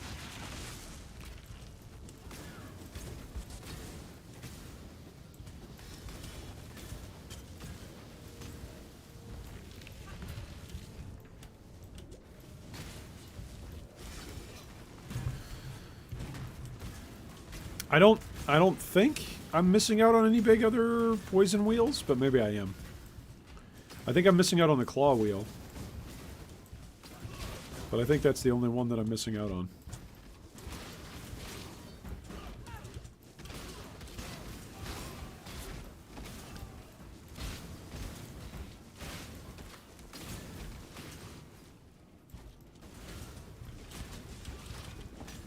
Oh, also, I'm not using a golem at the moment. I should be using a golem.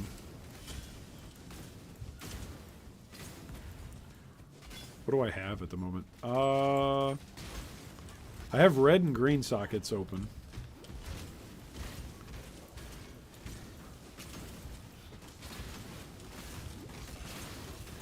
You haven't died in a while? You're so selfish. I have not died in a while, and I'm feeling pretty good about it. Are you enjoying Poisonous Concoction? I'm starting a new Pathfinder today, and we'll be leveling with it. Yeah, I think it's good. I think it's good. Ooh, full drop. I think it's good.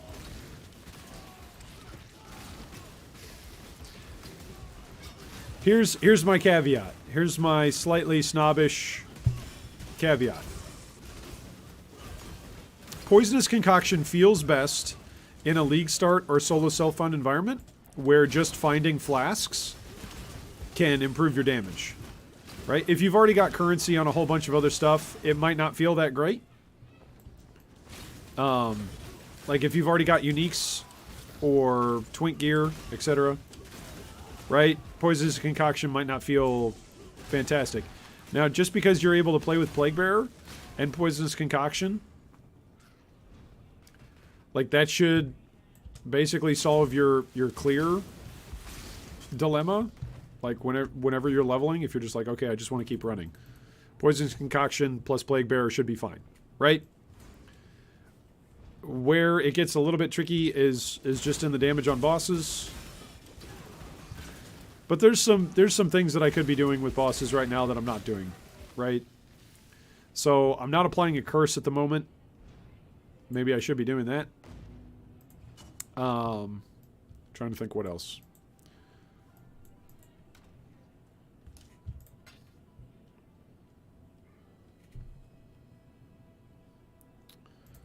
Let's look for a golem. What should we be using here? Stone golem, level 1. Yeah, let's do that.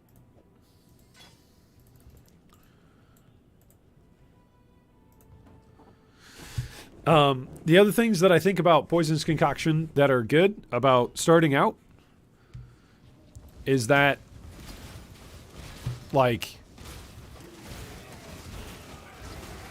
it's not very passive intensive, right? So if you're playing a Pathfinder, my assumption, Brandon, is that you are not building a Pathfinder to then be Poisonous Concoction later on, right? You've got a different build that you're going to swap to.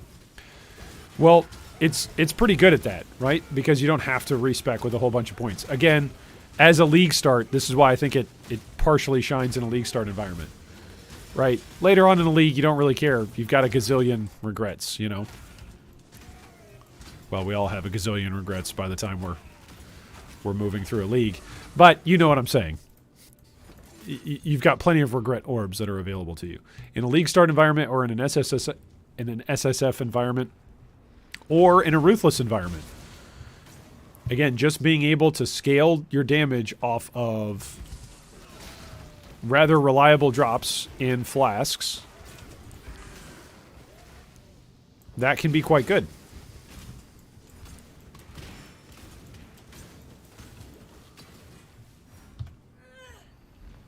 This is going to take a while to level up. I've got 155 strength though, so I should actually have a decently leveled Stone Golem. Stone Golem shouldn't be too bad.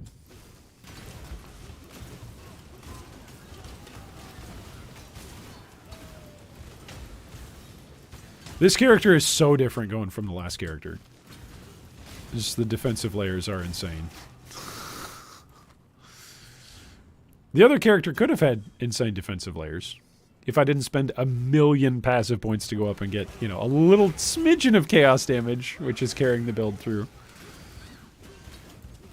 But that's okay. I gotta figure out what I'm gonna do with that Scion. I think the Scion's just gonna be like a slam.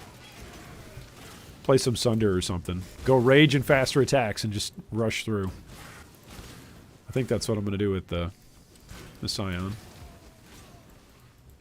I haven't invested too many points into like anything specific. I've got some generic physical damage nodes that are helping with Exsanguinate. But I don't think Exsanguinate is going to be the fastest way to play that character. Oof. Getting stunned here.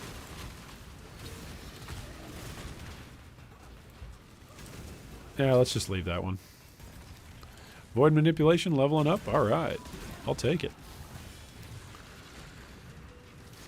I think one of the things that's also a little bit awkward about Poisonous Concoction in Ruthless is like the reduced charges that we get. So, you know, take that also as a feather in the cap of Ruthless. Or I'm sorry, as a feather in the cap of Poisonous Concoction. That it can be quite strong.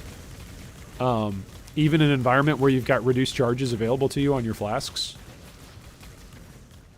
Like, reduced charges gained and all that good stuff.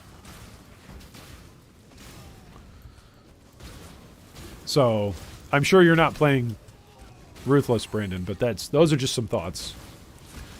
I think overall, I think in my ranking I put this character kind of lower. But by the end of it all, this character may actually end up as like a top half character. But part of that, I'm going to say this character and the Cold Dot character are both fighting for like quality of life as their character.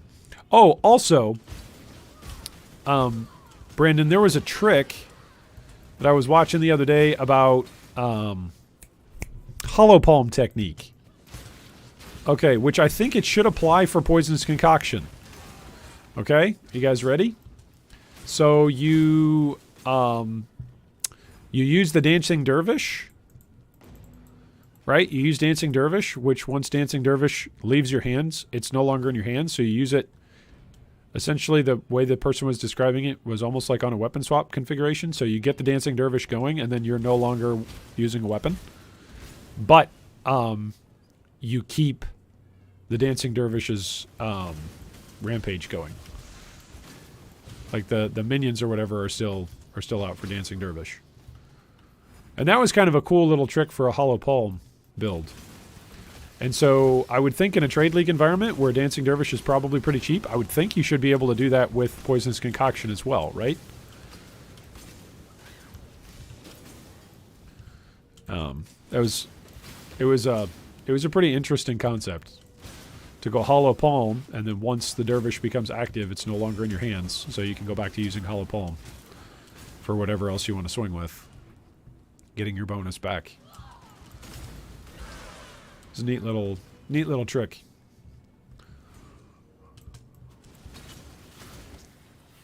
I've been wanting to play with the new Trickster. Not sure what to try though. Seems like a good balance of damage and regen. You can't use Dancing Dervish with a shield. I'm pretty sure that's why they had it on weapon swap, Kappa, but I'm not sure. Because it's a two-handed weapon, right? So I'm pretty sure that's why they had it on the weapon swap.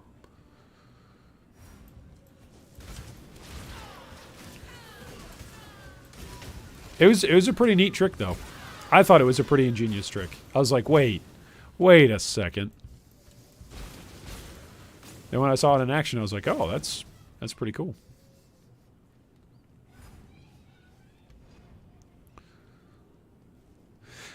So if you're gonna play on the new Trickster,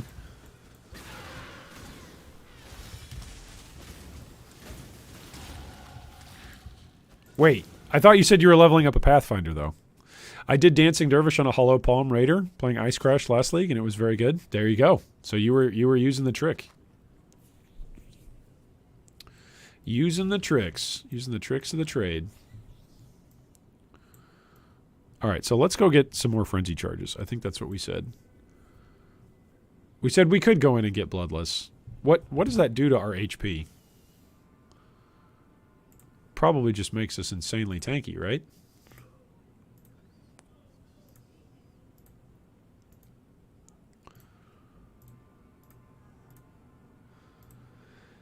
So we already said right now we're tankier than our witch. If I come in here... Oh, yeah, then we're way over. That's 7%. It's only 500 life, actually, on the fizz hit.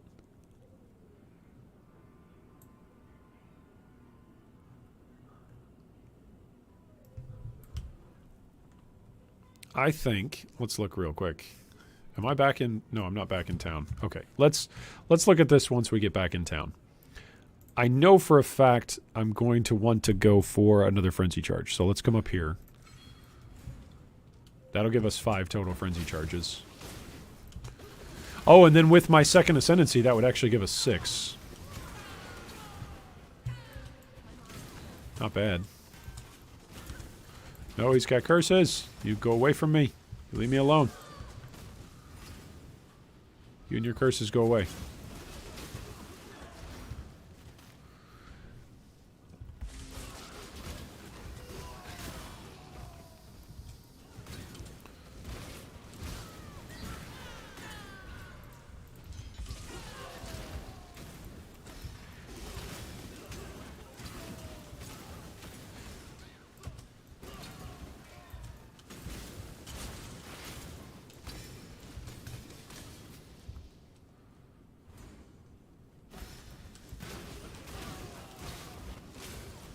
Wait, so if monster... Somebody explain this to me. Because this was a change that happened while I was away.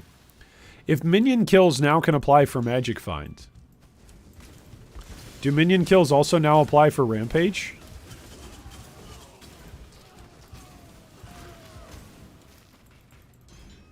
You can also use a rare shield with +2 minimum charges on a weapon swap to keep up +2 permanent minimum charges. Oh, nice. That's a good trick. See, if I would have had that trick available to me, then I never would have even needed to go Hierophant. Since ultimately I only wanted to go Hierophant for the charges. Alright, we got a unique. Ooh, the Thresher Claw. Let's see what we got. We got Sybil's Paw. Grants life per hit. Increase spell damage per chance to block attack damage.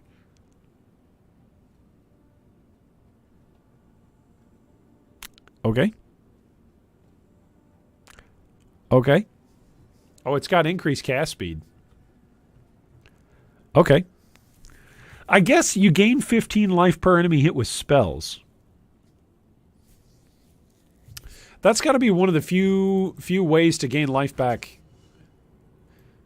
with enemy hits on spells.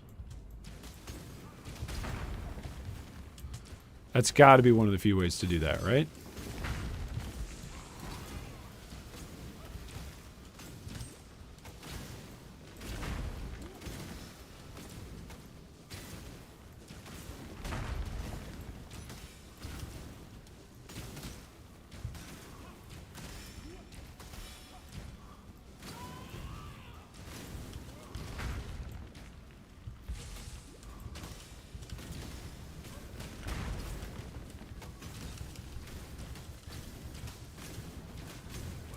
Not having frenzy charges sucks.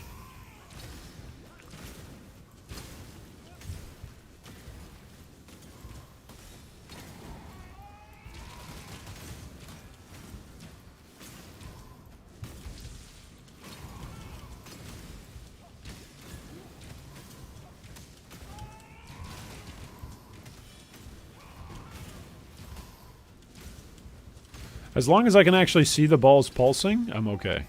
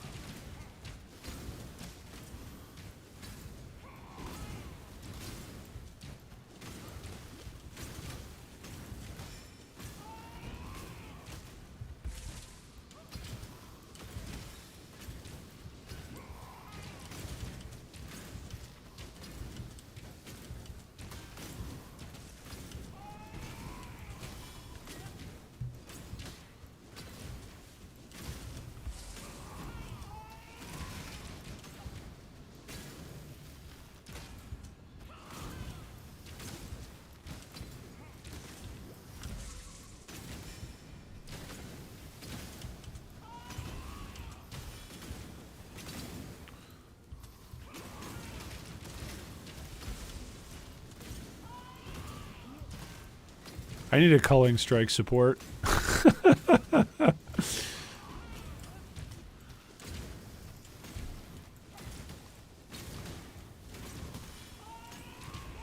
Alright, take the moon orb. I mean, at least I could tank basically everything in that fight.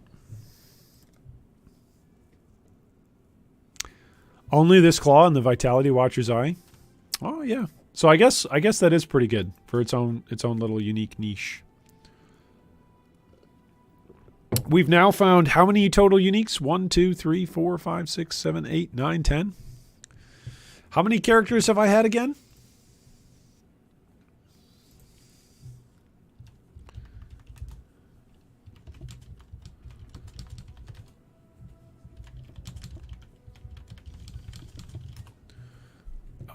Let me count. I've lost 5. And we've had 7 others, so we've done 12. So almost 1 unique for each character that we've played. Once you go culling on Slayer, you can't go back to any others. It's true. It's a good thing I didn't league start Slayer. Otherwise, the whole league just would have felt bad. It's very, very true.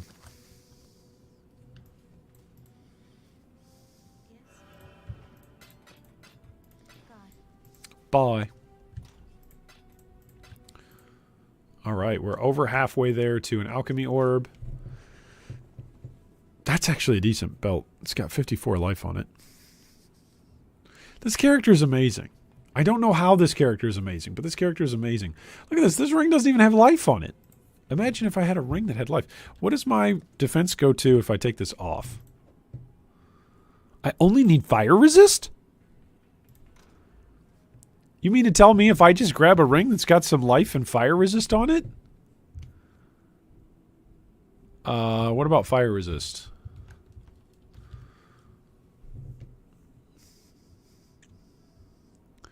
Not all of these had life on it. That's got strength on it. Didn't I have... I thought I had... Oh, that's got intelligence on it. Ooh.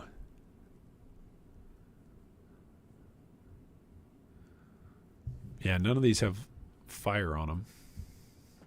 Oh, that's got 4 life on it. It's technically more than what I have right now. Okay, if I refund, I need 5 more strength, or I could refund and I need 5 more int.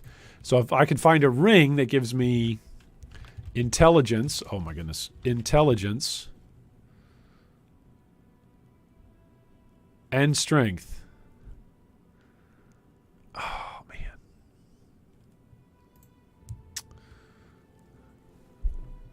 That's 16 all attributes.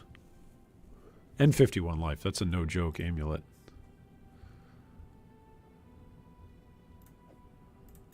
Wait, you're kidding me. Okay, I can take this off. Then I need 21, 21. Okay. So I need int and strength. Do I have an int and strength gem? Oh, look at that. That's int and strength. That's int and strength. That's int and strength. That's also int and strength and increased rarity.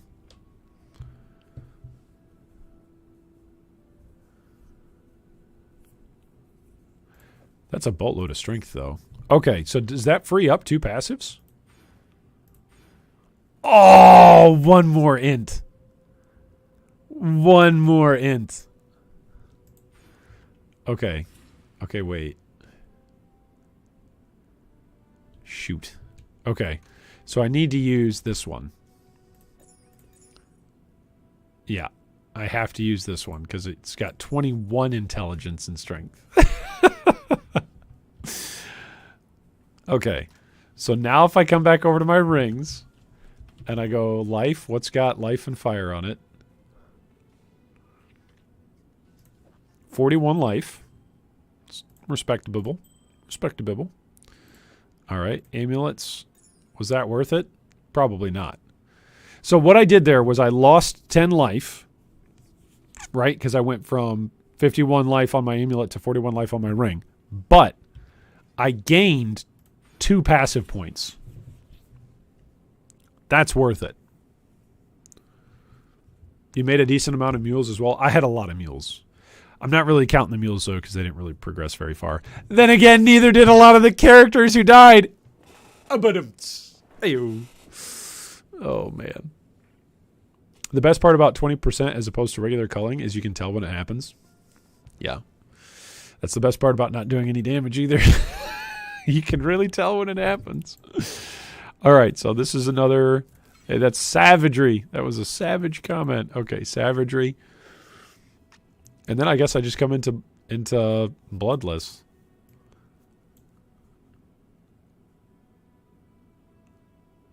I guess. I think so. Well, 79% fire resist. In theory, I could get hit with like a spooky fire thing.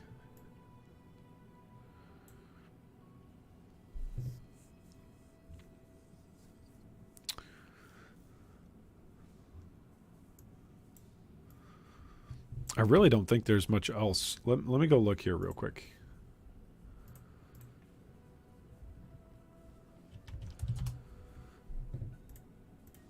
Let's look here. Go back to Ruthless. Go look at Poisonous Concoction. I think there's very few people playing it. Yeah, one person's playing it. Ooh, what is this? Teak Round Shield, the Ghastly Theater. +2 to socketed support gems. Triggers level 20 physical Aegis when equipped. That sounds awesome. Nearby enemies are blinded while physical Aegis is not depleted. That sounds awesome. 100% chance to avoid bleeding. That sounds awesome. It's got 600 armor and evasion, almost 700.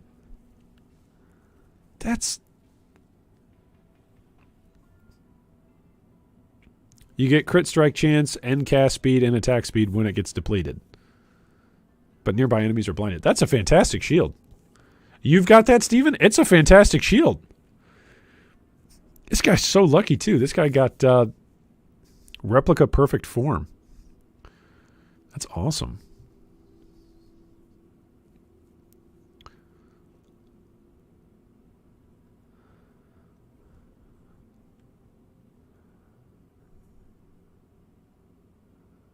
Okay, he comes in and grabs Entrench.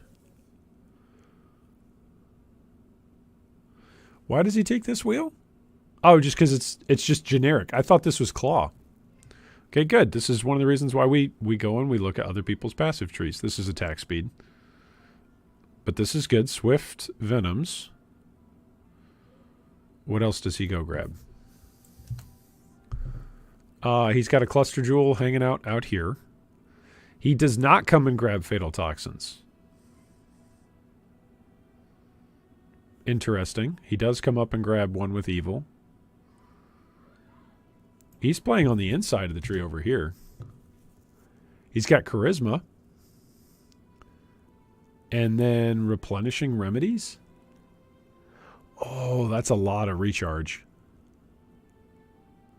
That is a lot of recharge. What would it take for me to get over there? It would take a bit. 1, 2, 3, 4. That would take a bit. Maybe I swap how this tree comes out.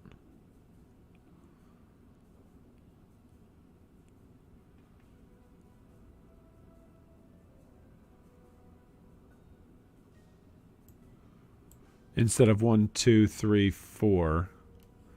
Maybe I come out 1, 2, 3, 4, 5. So it's one extra passive, but then it's near. That's not a bad idea, especially for everything in Ruthless being the way how it is. And then he comes up and he grabs Wasting. What is this character? This is another Poisonous Concoction character.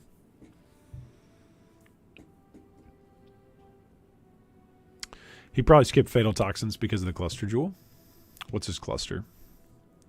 Wicked Paul. That's a lot of damage. He's also got an Eternal Damnation Amulet. Gain additional elemental damage reduction equal to half your chaos res. Wow. It's good. It's a good character. Holy moly. It's a good character.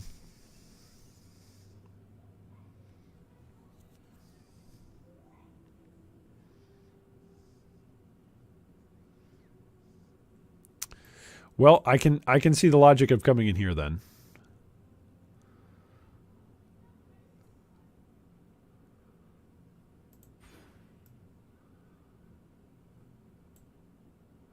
Because that's another dot multi. I would look at SSF characters instead. It's using Poisonous Concoction, Steven. Using Poisonous Concoction. Yep.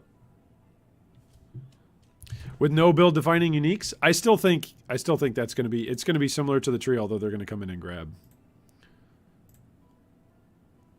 Let's come in and look. Poisonous Concoction. Show passive tree heat map. Yeah, a whole bunch of people come in here.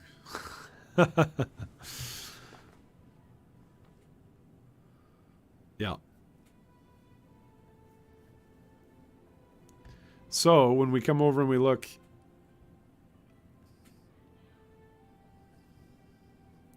Mage Blade, Circling Oblivion, Brood for Potency, Wicked Pulse, so those are clusters. Master Alchemist, Master Surgeon, Leaf Shade, Touch Cruelty, Student of Decay, Spiked Concoction. Iron Reflexes? What? 4% of people have Iron Reflexes? That's strange. GMP, Plague Bearer Volley, Unbound Ailments, Grace, Withering Step, Increased Area of Effect.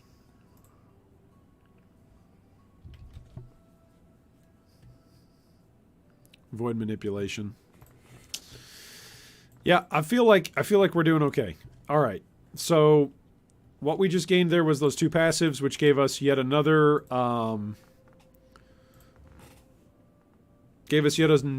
frenzy charge. And now we've also got the ability to go in and fight Azaro. So let's go do that. Let's go take on Azaro, get another Ascendancy. Even in SSF, a lot of people only build a character because they found a certain unique. So I filter them out. That's fair. That's fair. I'm actually not sure. You guys could let me know. You guys would probably know more than I would. What would you say is a build enabling unique for Poisonous Concoction? I'm not sure if there really is one. It's kind of so generic. It's just like, well, grab your flask and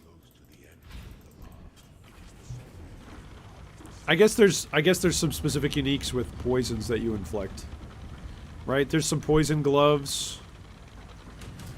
Right? I forget what the poison gloves are. But there's some poison gloves. There's some other things that you can find that are good.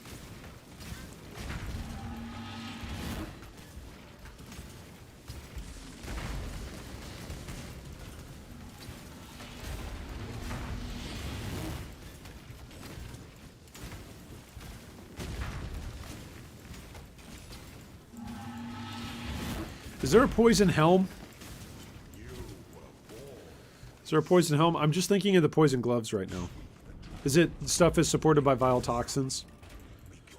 There's also another one though. Isn't there a glove? Isn't there a glove like your poison scale with your crit, or your crit is based off your poison or something like that?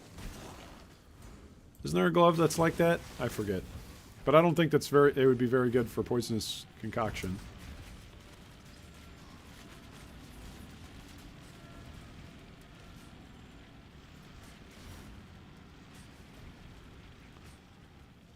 I don't know. I'm sure there are some. I'm just not thinking of any. Other than those gloves. I think at that point, mostly it would be defensive uniques.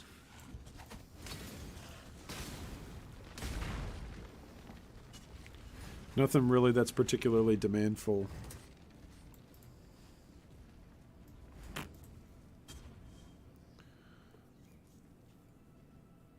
They're not all build enabling, but a lot of uniques have a huge footprint on the tree. Yeah, that's true. That's true. That's fair to say. Oh, that's spooky. Those guys hit me with corrupted blood? Okay. Well, I'll just leave. See ya. I like them apples.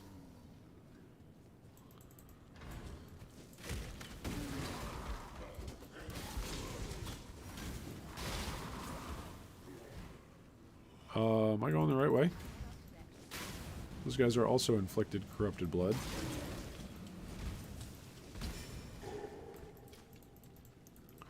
Did I need to go left? No.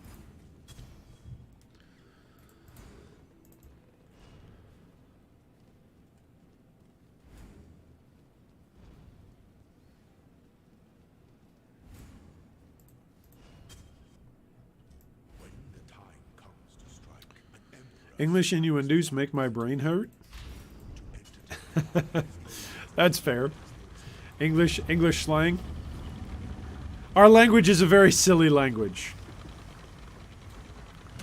It's very, very silly language. Not to be taken too seriously. It really is a lower form of language in many respects.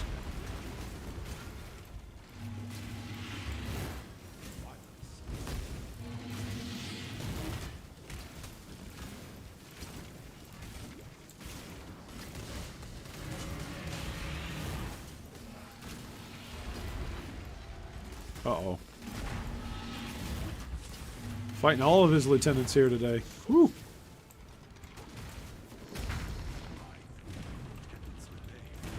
Misery loves company, I suppose.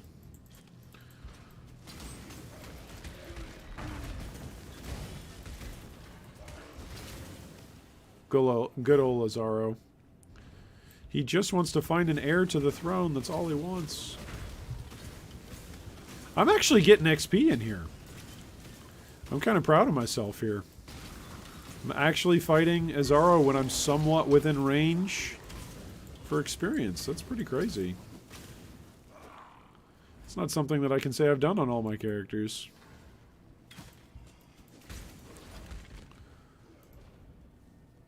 I'm usually 10 levels over the zone, but here I'm only 8. Alright, let's walk this way. As Steven Tyler once said, walk this way!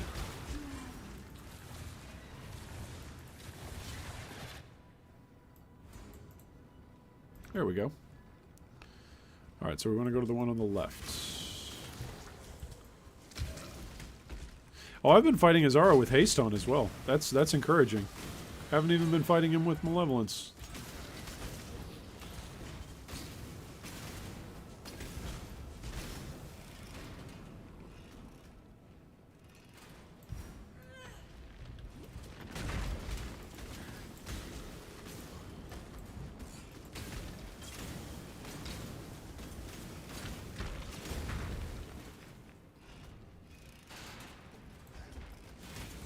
Man, imagine when I switch my boots to boots that actually have move speed.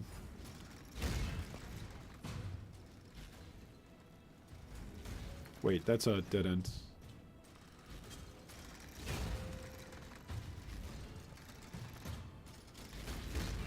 Is this also a dead end?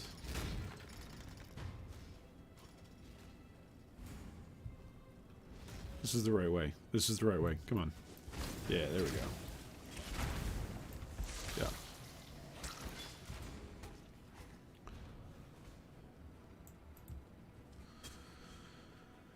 Whew. Snake bites assassin myth with snake bites assassin myths with +1 frenzy charge. Corrupt might be best in slot. You get 5% dot multi for poison per frenzy. Oh, that's really good then. Herald of Agony synthesized ring is super cheap and good for more chaos damage. Yeah, but the 4% or the 5% dot multi per frenzy charge, when I have 6 frenzy charges, that's a lot.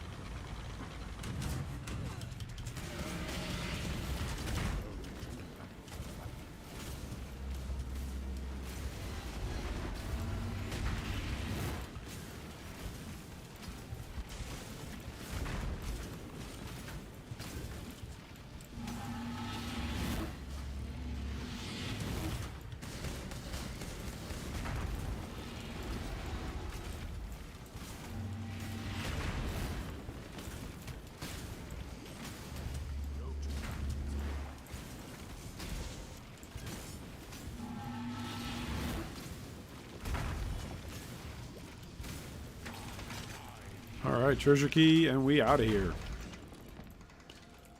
Let's go ascend.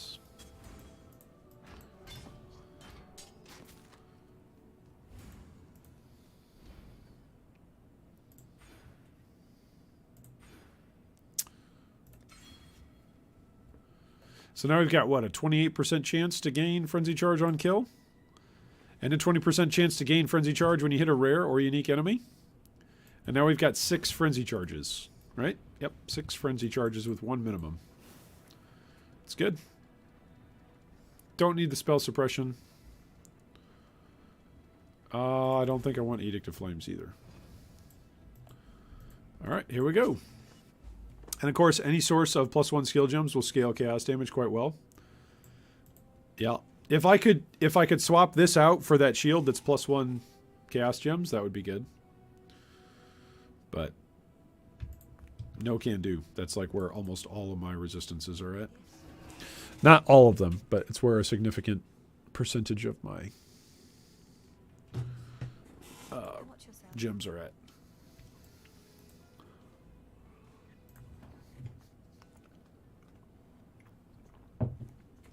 Okay, let's go take down Yu-Gil. Let's go find him, take him down. Is he up from the waypoint? I don't think so. I think he's down the steps. I think he's down the steps. I'm going the wrong way. Don't go the wrong way. He's down the steps. Here we go. This is where the bathhouse is at. Yeah, there we go. All right, what's my cold resist at? 98%. Fire resist 90 or 79%. All right.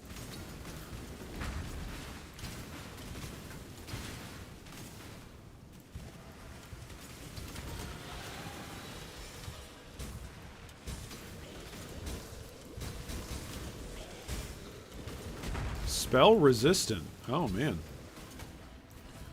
Uh-oh. He's got curses. He's got vulnerability. What else has he got? He's got enfeeble.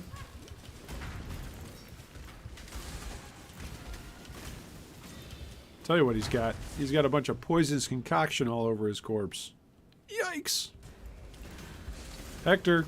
Hector, don't run everywhere. Just stay right here, buddy. Okay, Hector, just stay with me. Stay with me. Alright, thanks, Hector. Okay, watch out for these guys.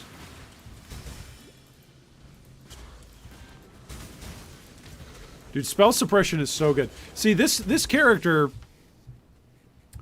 not as fast clearing in terms of killing. Like, I think Hex Blast is by far the superior sensation when you explode a pack with it. Some of that might just be the frozen, right, shattering sound effect, which is always awesome. But I genuinely think, like, this character, the Righteous Fire character, and the Cold Dot character, probably all in the same category for smoothness.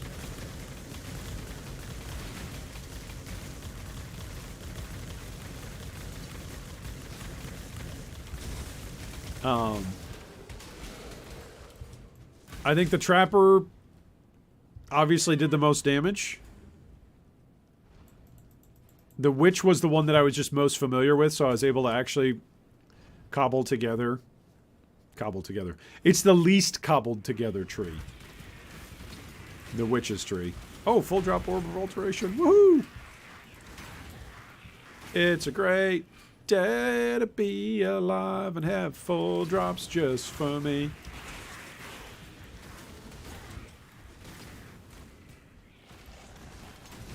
Look at this. Look at this. I got so much fizz resist. These guys are all chumps. What am I actually at right now? Ooh, I'm only at 56%? What? Why am I only at 56%? That's weird. Huh. I guess it's because I've just progressed enough, huh? Okay, so with my flask up, I'm at 82%. Without flask, I'm at 76%.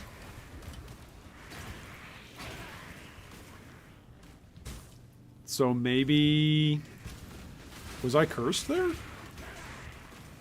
Maybe I was cursed. Maybe that's what it was.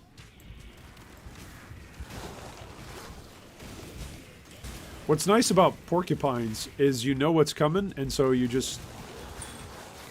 You press your armor flask before you get into the pack.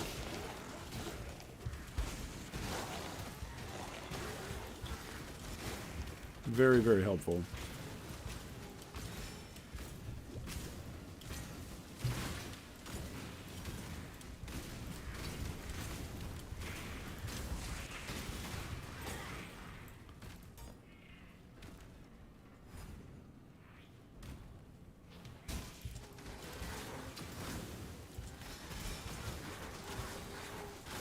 Alright, so this passive will start to give me another multiplier. We'll get another little tiny multiplier on our poisonous concoction.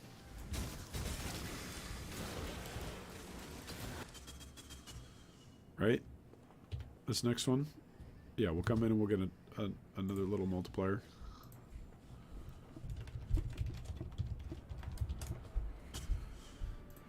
Okay, here we go.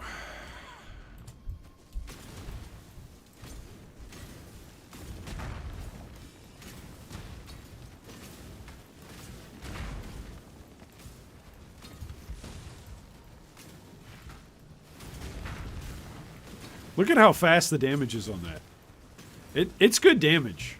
Plague Bearer is really good damage. What a shock.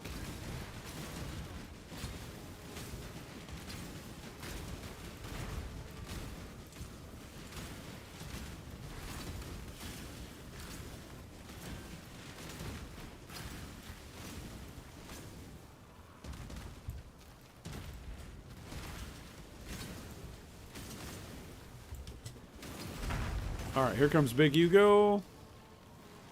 He's charging across the screen. Plague Bearer down. Big Chomp. Watch for the degens. Alright, phase is done.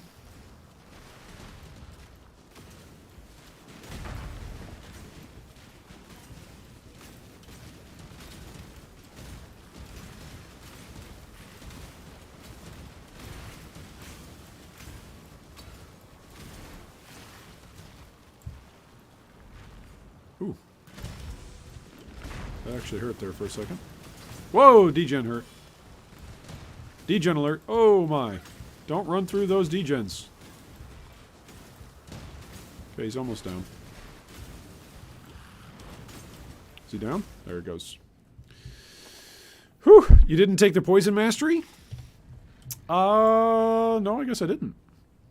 Where did I take one? I took one down here. I took this one down here.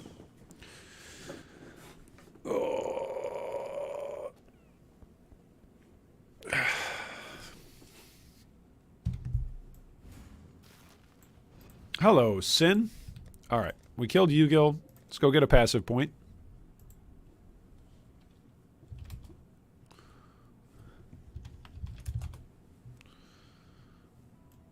Let's go get our passive.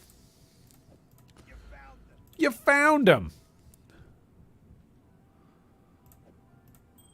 Stay out of the shadows. It was worth hoping that it would roll higher than this, right? In this other ring. It was worth hoping. Okay.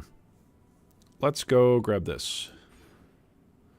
And then that's damage over time multi. And then damage over time multi. Okay. So that plans what? Our next two passives? Next two passives are planned. And then this would be 3 passives to come in and get this frenzy charge.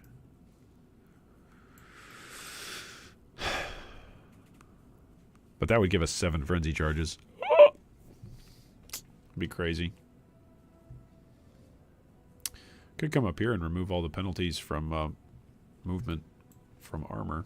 Isn't there some more movement stuff? Some more movement wheels around here.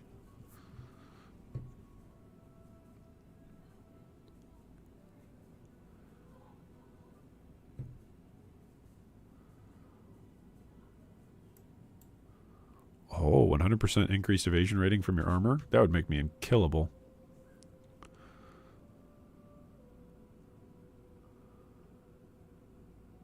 Okay, here's feedback. I did take one Kappa. I don't know if I'm going to take another one in the future. I might do poisons you inflict deal damage 20 times faster. I might not. I'm open to recommendations. This is too many passives to come down here and get this. This is 1-2 passives to come over and get Fleetfoot. That's too far. And this is what? 5% and 3%, so that's 8% move speed right there. My boots not having any move speed is a thing. That's also a problem. Okay, we already did the Quay. Right? Wings. Yeah, we've already helped Love is Dead. Okay, let's go back to Lunaris Concourse. Actually, let's go Solaris. We'll go from this side. And let's go fight the bosses. It's pretty cool to have 6 frenzy charges. Gotta say that. It's pretty cool.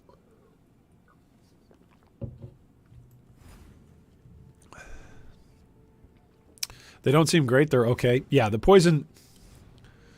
The one that I like is whichever the one that I took. I think it's the duration.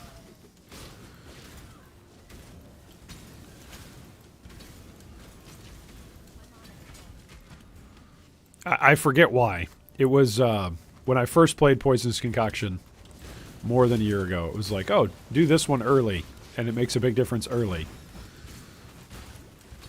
And I was like, oh, okay, that makes sense. We got a riposte, guys. Woo-wee.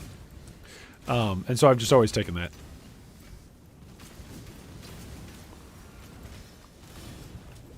Alright, if you guys all want to die, you can run up the steps and die.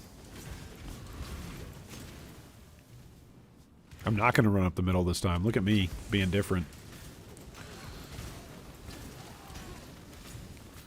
Carnal Mitts. Was any good? Life Cold Lightning? Dex? Maybe. Maybe at some point I'll need those stats.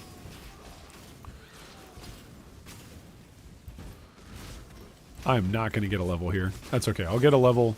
I'll ding a level in Blood Aquas.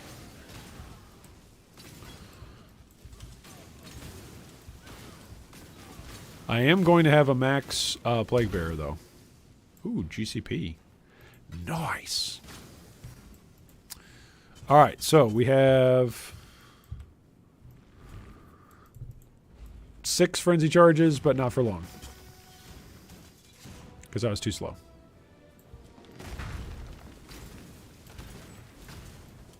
Look at that. We're already back up to 4, though.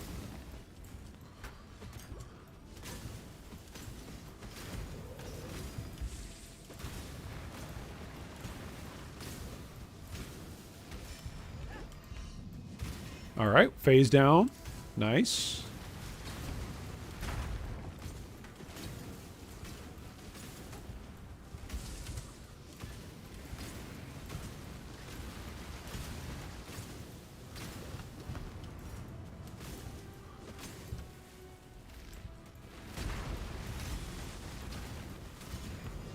Alright, phase down. Nice.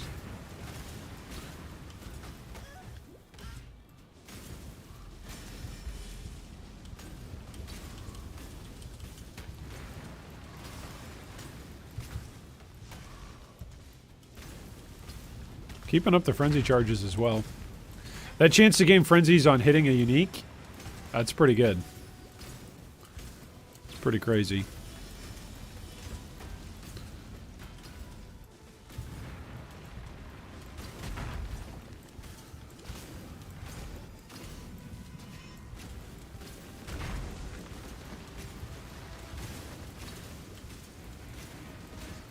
Alright, so this character is probably the character that I feel most confident, like, that I could go take down Azaro. Third phase Azaro. Legit. Like, look at that. When I make a mistake and I'm getting hit, that's what? Leaving me with 75% of my HP? That's a lot better than any of my other characters. There have been a couple characters in here that I was like, whoa, Lunaris really hurts.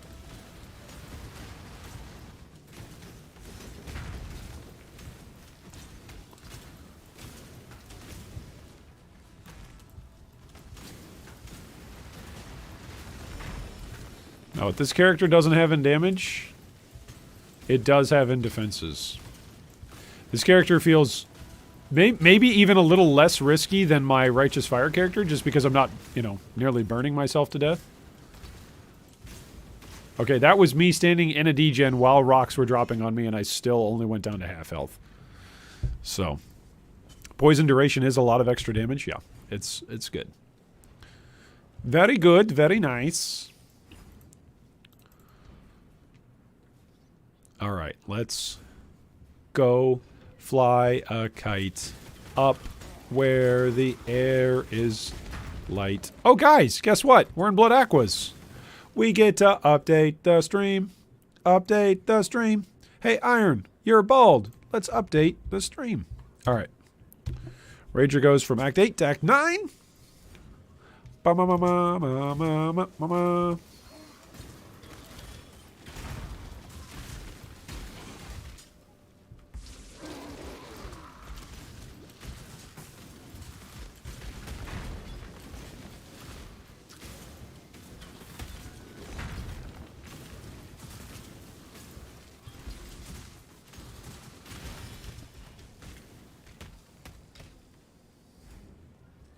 Is there a magic pack over here?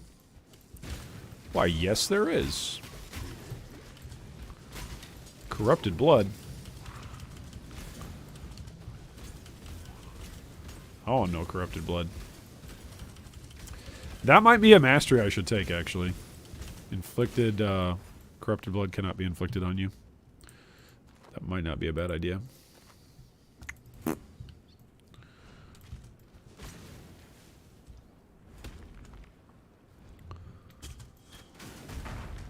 I don't think it's going to get much better than this chess piece, though.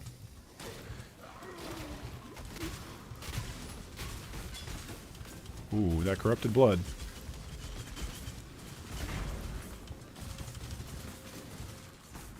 Yeah, corrupted blood's scary.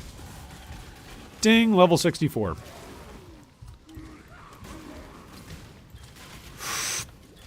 We're just going to leave. We're leaving that pack. Leave the pack that says corrupted blood.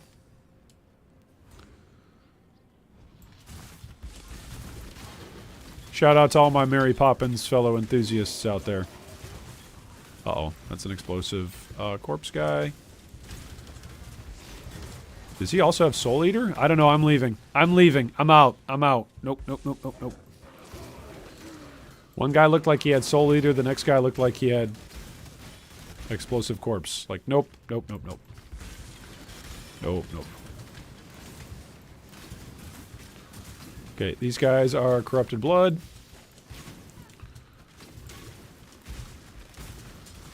Nope, nope, nope, nope, nope, nope, nope.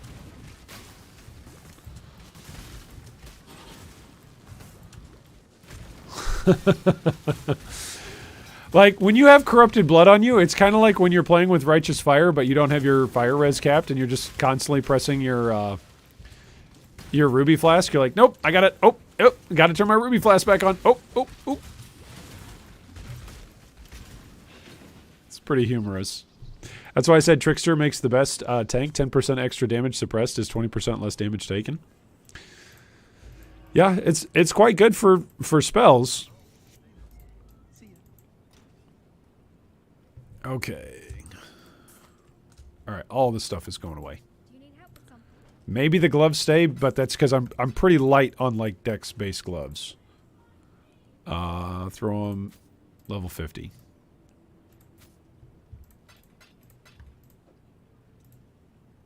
Riposte. Yeah, I might need that. Okay. Alright, 10% chance to poison on hit, and 4% to damage over time multiplier for poison. And we're now in Act 9. Act 9 is a little scary. There is the assassination attempts, you know? So there is the syndicate. That could be a little scary. Syndicate could be scary. All right, we got to make our way down from Highgate into the valley. Into the desert we go, mate.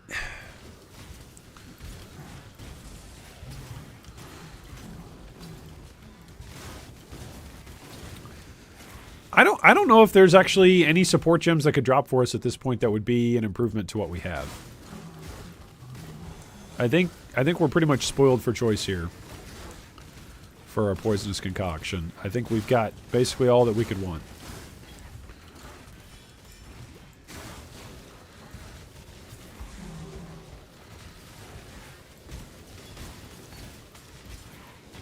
Earthbreaker support. Haven't we already had one of those too? Isn't that the slam skill? Totem?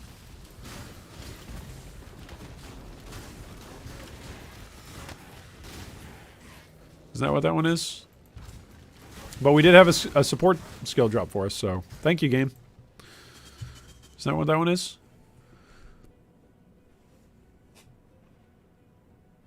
Supports slam skills, yeah. So there you go. You can get 80% chance to evade very easily. Oh, on Trickster?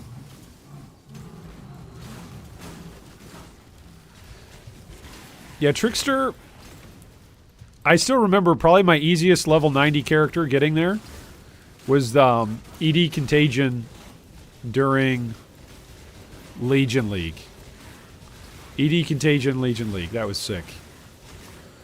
And like the character just could farm low-level legions no problem in Iceberg or whatever it was. Ice Cave, Iceberg, somewhere in there. And that character just, he never died. Well, he did die. He was a softcore character. But basically getting to level 90, died very few times. And then once I was level 90, I think I accidentally one day was like, oh yeah, I'm level 93 now. That's cool. It wasn't because I was going ham. It wasn't because I was farming high tier stuff. It was just because the character never died. And so while I was farming currency for other characters and for future upgrades, just super consistent character.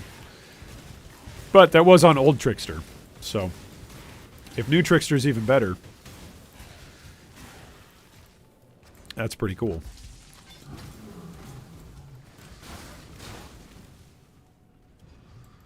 Alright, this requires more int. Yep.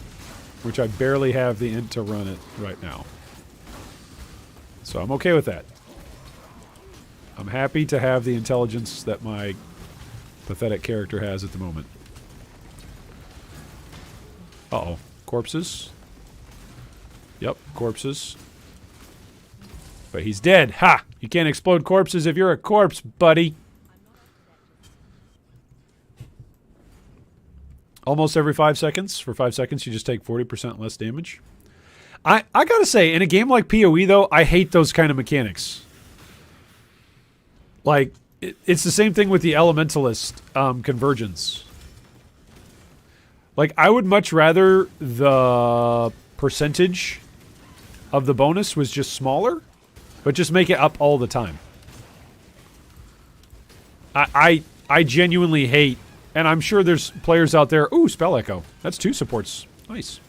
I genuinely hate stuff in action RPGs that are like, for these 5 seconds, you get this. For these 10 seconds, you get this. Every 30 steps, your character gets. Every other zone, your character. Every third enemy you kill will explode. It's like, alright. But what if I only bumped into 2 enemies? Anyway. Like, that sort of stuff feels like sugar on top, icing on top stuff. It's not build around sort of stuff. And I, oftentimes when I'm playing, especially hardcore, like, the name of the game is consistency. Ooh, that's a lot of projectiles in there. So if it's not consistent, then it's an enemy. You can't reliably count on it for your character. So hence why we want 100% spell suppression, right? Like, wouldn't you rather have 100% spell suppression rather than every 5 seconds you take normal spell damage and every 5 seconds you take half? Like, no, we'd rather, or even make it all the way, just make it totally ridiculously broken. Every 5 seconds you take no spell damage. I would still rather have 50% less, but make it controllable, make it buildable, make it scalable. Jug gets 1 Uber defense armor. Trickster gets like 6 layers of great defenses. Yeah. 30% of the time it works all the time. Well said, Voodoo. You miss 100% of the shots you never take. And 60% of phrases are made up by 60% of the people who are making up phrases. Wait, so what about all the other 40% of phrases that are made up by 40% of people? Are you saying yes? I'm saying that only 40% of anything ever said by 40% of people is true.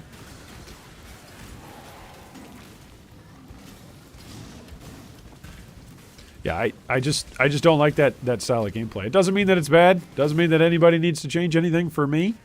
It just means I don't like to build my characters around it.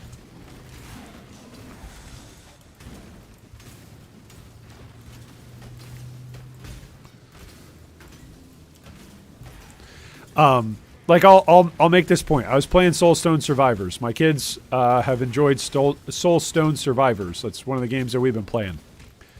And in that game, there's some active skills or some skills that go off every few seconds, and they provide you with a temporary boost. Think like an aura in PoE.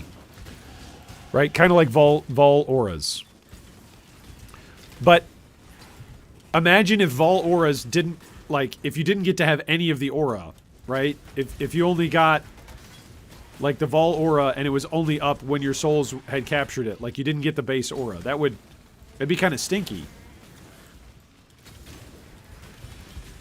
The value placed on supports and like to be able to carry and provide huge auras on a rotation would go way up.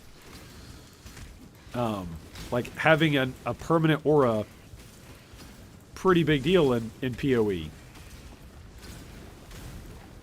And one of the things that I don't like about those sorts of buffs is that it can make your character, that's already a really good character, it can actually make your character feel worse when you don't have those things active, those buffs. Those temporary buffs. Your character might be a great character, but your character is just a ridiculous character when those buffs are up. And so that doesn't always feel great. You're kind of just waiting for it, the timer to tick down and for you to get that juiced up skill again.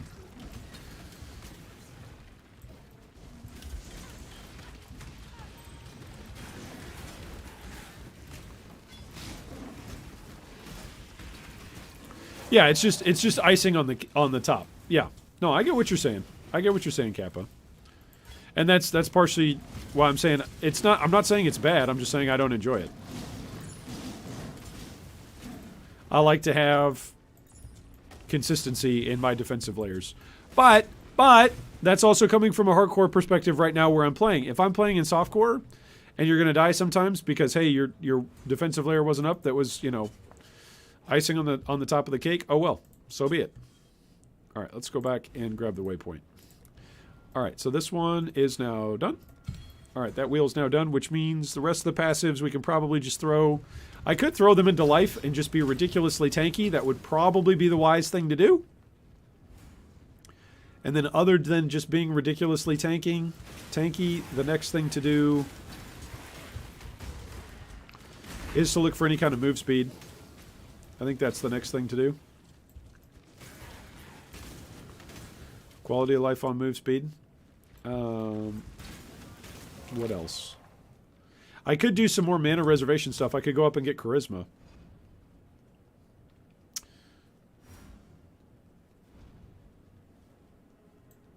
I could go up and get the intelligence one as well. What's the intelligence one called? I forget. Influence. That's not mana reservation, though, is it? There's an 8% mana reservation, so Yeah, there's some.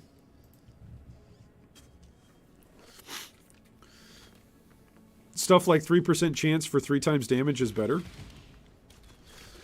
It's not like you have to take that ascendancy point. There's a lot of good stuff. Yeah, no, yeah. I'm not saying... By no means, don't hear what I'm not saying. I'm not saying the Trickster's a bad ascendancy. And I'm not even saying those are bad nodes. Like, the Elementalist has them as well for convergence. I'm just saying I don't feel like they're great. Convergence, I feel like... Convergence, I feel like it's at least like, hey, some of the time you get one effect and some of the time you get another effect. So you always feel like... you're getting something from it. As opposed to, hey, 50% of the time this is on. But again, it's a player preferences thing. It's not like a right answer, wrong answer thing.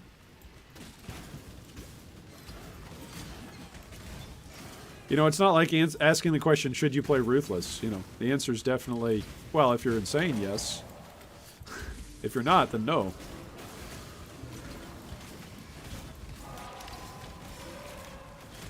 This character is pretty tanky. Imagine if this character was playing the Hex Blast. Well, I wouldn't have enough passives to get up there. But I'm close to Whispers of Doom. I'm kind of close to it. I'm only probably, what, like 8 or 9 passives away from Whispers of Doom? What, 1, 2, 3, 4, 5, 6, 7, 8? I'm only 8 passives away from Whispers of Doom.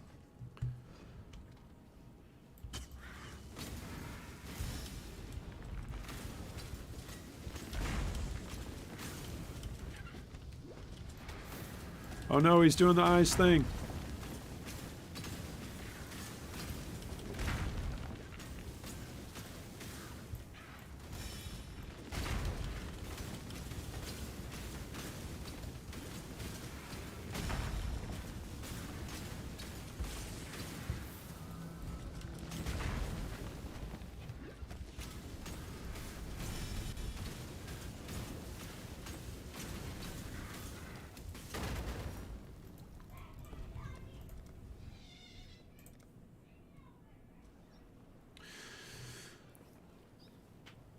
Fifty percent of the time it's less damage. The other 50% it's less dot damage. I just didn't bring it up. Oh, okay. So there you go.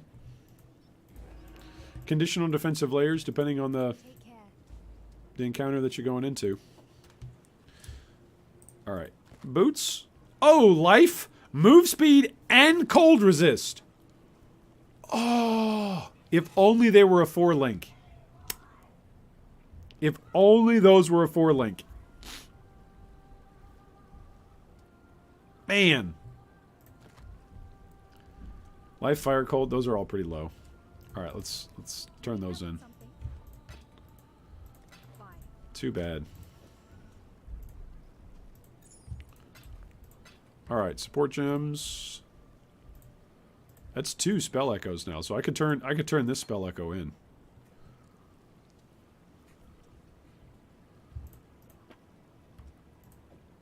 I could turn this red gem in. Oh, I could be doing cruelty, couldn't I? Cruelty would work with poisonous concoction. But it's based on the hits though. Do I have any more? I do have some more. Okay, let's make that top-notch quality and then let's roll it. Whoa! 4,400 life. Reduced recovery rate. Wowee.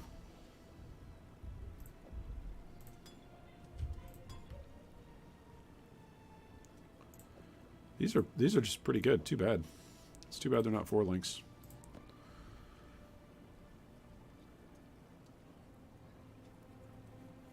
Even if we got like 10% damage reduction, it would feel better than on a timer. Yeah.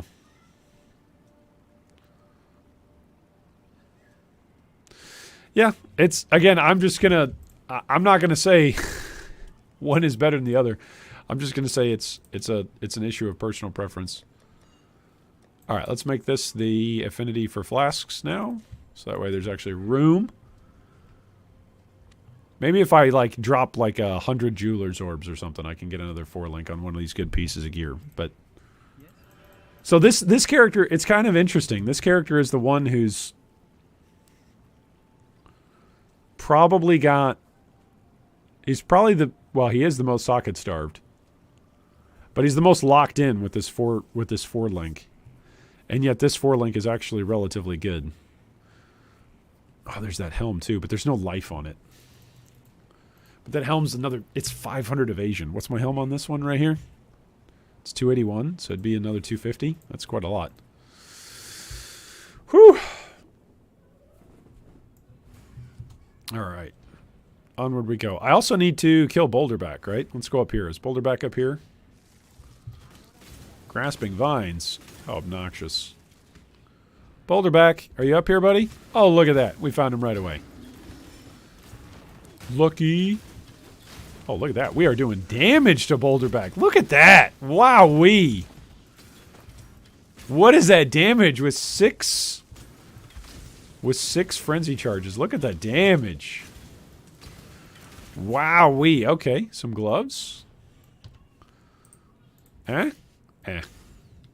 No bueno. No bueno.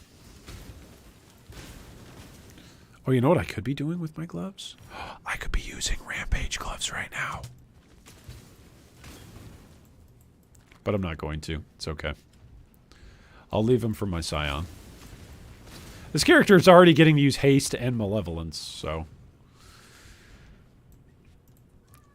This character is literally the closest thing to an aura stacker that I have in Ruthless. He's got two auras, 3 auras. He's running a Vitality as well. Aura stacker, OP.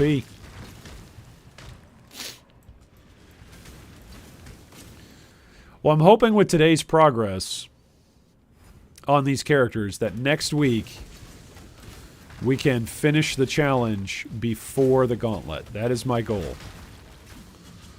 Finish challenge before gauntlet. Finish Ruthless challenge before gauntlet. And then after that, we can die a whole bunch in the gauntlet, and we can all laugh about it. See, those of you who are wondering, you know, hey, Iron, why haven't you died a lot lately? I'm saving my deaths for the gauntlet, okay? You know, there'll be plenty. There'll be plenty over there.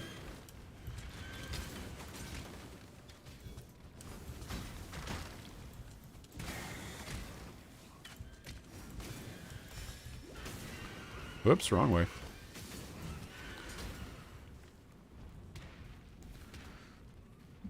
We need to come up with a bet. If you guys had to guess,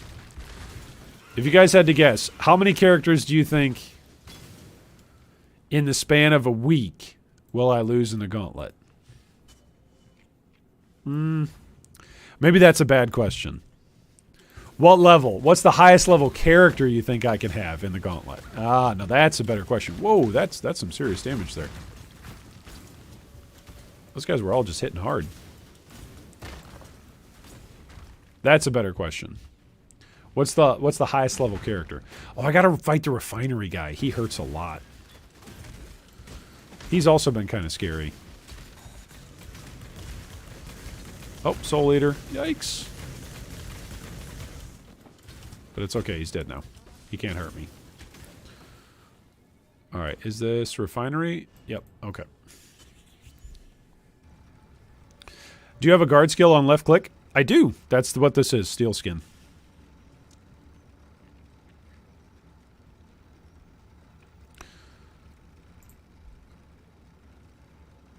Here, let's make this a poll. Because I'm good. I'm a good streamer. I'm pretending to be a good streamer. What is the highest level character Iron will get in the gauntlet? What do you think? Level 10? No, that's too low. Level 50?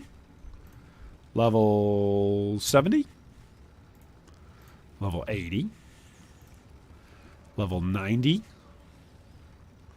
Oh. What do you think? And obviously that's a range, right? Obviously that's a range. It should say like 50 plus, 60 plus. But there we go. The poll is up. We'll leave the poll up for a bit. What is the highest level character you think we'll have in the gauntlet? With monsters having additional damage, monsters having additional life, monsters just in general being more monsterish. They're more scary-ish. Wow, that was one big dead zone. Man, but my frenzy charges last a long time. 13 seconds. That's pretty good.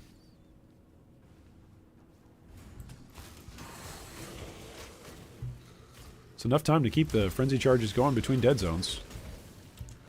Oh, delirium! Let's try it. Let's try it.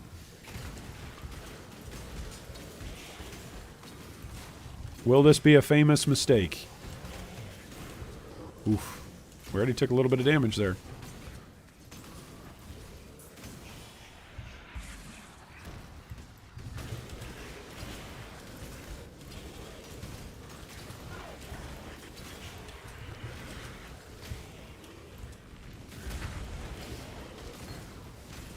Elemental Prolif. All right. Wowee. We've dropped 3 supports now in Act 9. That's kind of a lot. I'm pretty surprised, actually. Whoop, watch the slam.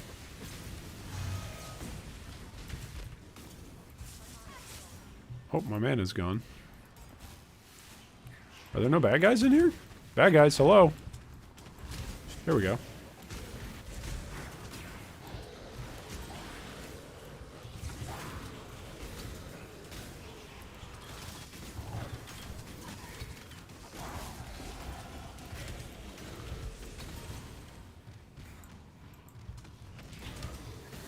Alright, let's end Delirium. I don't want to fight that guy.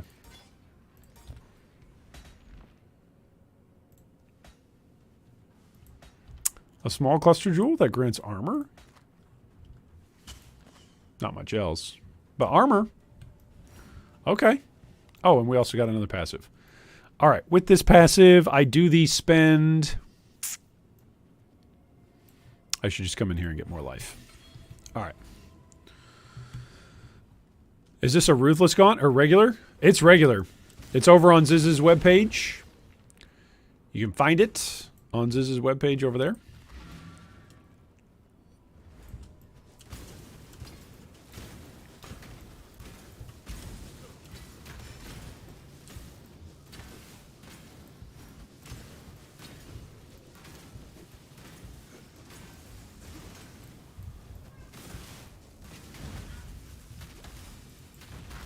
Big explosions.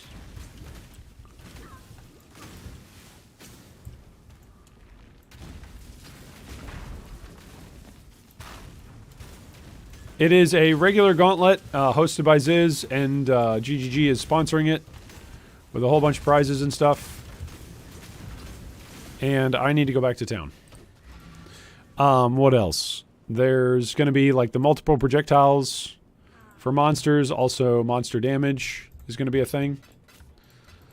It is going to be hardcore, and it is going to be solo self-found. That is what I know. Alright, another Sport Gem. So we've got 2 that I could turn in. I could still turn in another one as well. Alright, let's go in there and fight this guy again.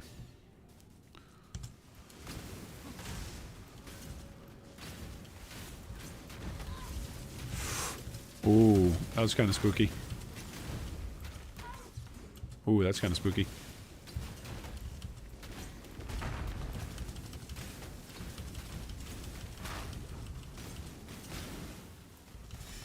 Whoop, don't get hit.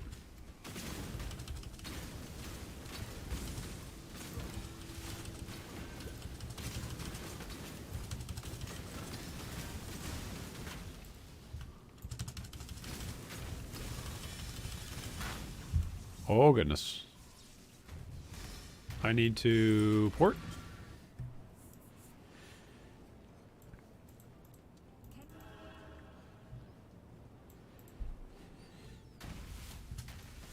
Oh, I should not have...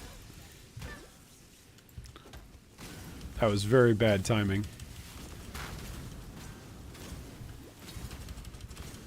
I should not have moved while the electrical shock was live. Should have waited to move.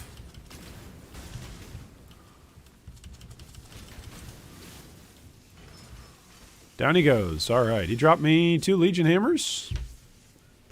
Thank you very much. Alright, and the Tarathron powder.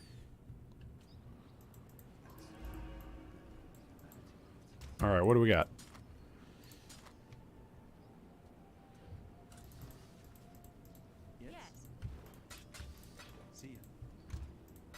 Hey, we're almost to another alchemy. Alright, I did not touch the quarry. Really? I have to go through the tunnel again? Really? That's obnoxious. Alright, well, at least the way is already paved out. Maybe I should create a poll for what build we should play in the gauntlet. Or what builds. Because let's face it, we're going to have characters die. We're going to have some characters die.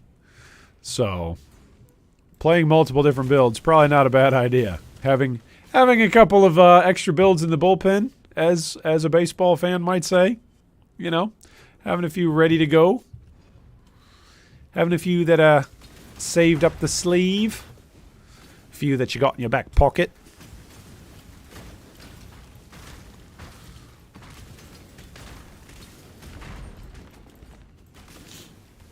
Doing the gauntlet? Yeah, I think so.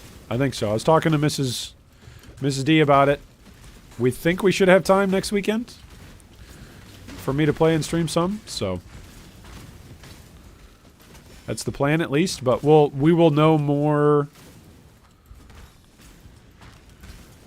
as the work week progresses.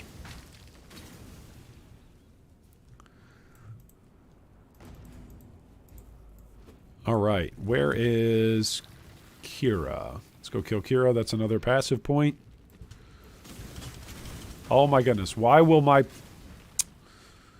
can I not throw potions up? I have a character who's got 100% spell suppression. I can take down massive unholy monsters, but I can't throw a little tiny bottle up the steps. That is too much for my character to do. Ha! You thought you could ice prison me? I've got phasing, punk! Oh man, phasing is so good.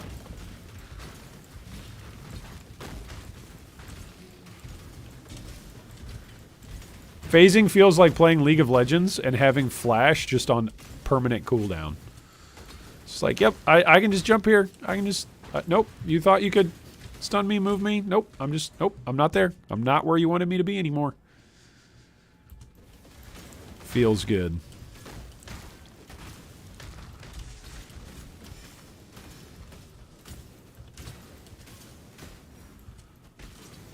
Reinforced greaves, huh? Those are probably going to be garbage. But I'm going to pick them up. Because they're rare, so they might not be. See, I can throw sort of down the steps, but throwing up the steps, my character has a problem.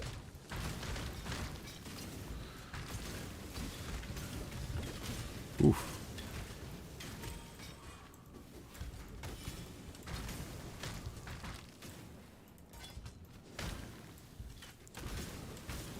Oh, also I was using haste in there while I was fighting General Adis. Okay, I need to switch over to Malevolence when we go to fight Kira. See, look at that. I can't throw up. Why can I not throw up?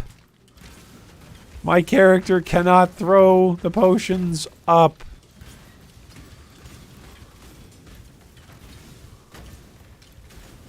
It's a sad day in Rayclass. Maybe that'll be a PoE 2 feature. Characters now know how to throw things up.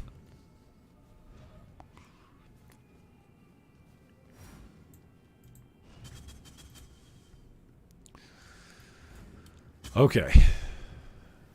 Here we go. Switch off of haste onto Malevolence.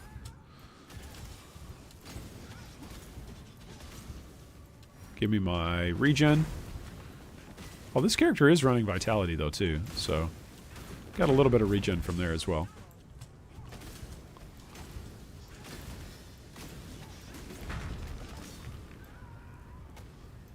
Oh, I can't level up steel skin? I don't have enough strength, do I?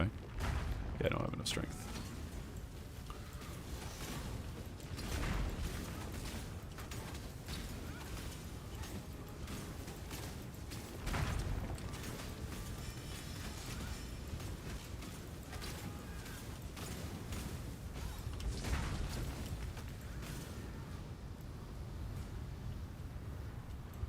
Alright, here come the Sand Warriors.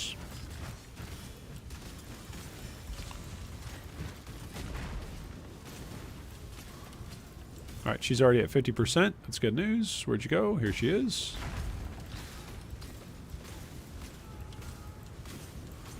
Alright.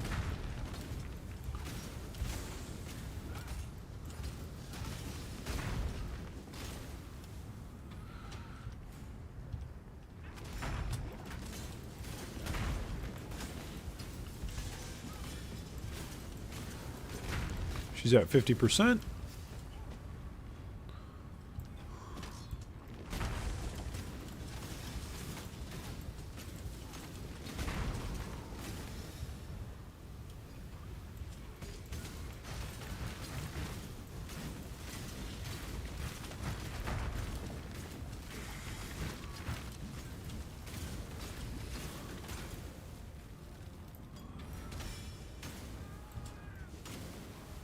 Oh, don't go invisible. No. Oh, whew! I just refreshed those frenzy charges. Those frenzy charges were almost gone. Got lucky there. It was at 1 second, and then refreshed all the way full back up. All right, my love. Oh, I almost deleted my character. Yikes! Whew. That would have been quite a sad thing. Life, but other than that, it's low roll on the armor. Those are 4-link boots. Those are 4-link boots. Do I have 4-link boots? Yeah, I got other 4-link boots. I got some 4-link bows as well. I got so many of these 4-link helms. So just throw them in the maybe craft pile. Alright, and now we actually have a full alchemy, don't we? Yeah, we do. Alright, there's passive point. Ta-da! Alright, grab some more life. Oh.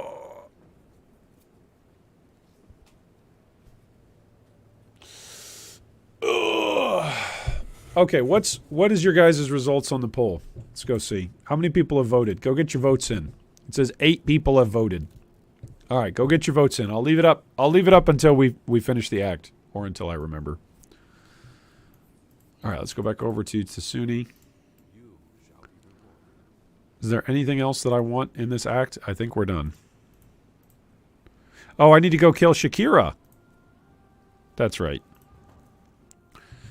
I need to go do the Stormblade, right? Where's Stormblade? Stormblade's usually around here somewhere, right? Where is it? Ooh, Frost Shield.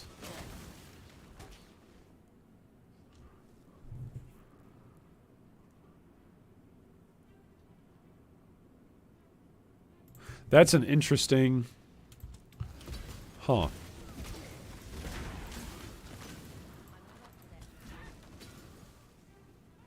Also, Tempest Shield. I didn't have Tempest Shield this Ruthless run either. See, I can throw up a hill. I just can't throw up the steps. That's weird.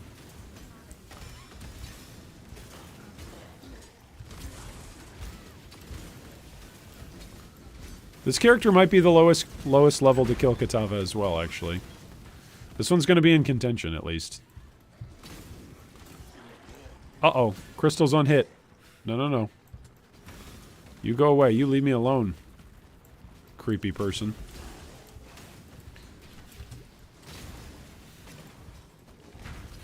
Alright, where's... It's usually close to the waypoint. Close-ish. Nope. Not today. Oh my goodness. Just find the edge of the map and farm the entire zone. Okay, that's new plan, new plan.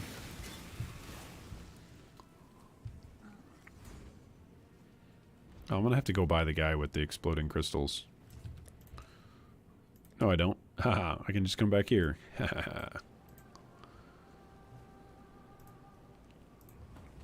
Do I have malevolence on? Yeah, I do. Okay, let's go back to haste. There we go. Over here? Nope, not here. Ooh. Fire damage and exposure. I need to be careful. Kill him quick. Because I only have 79% fire.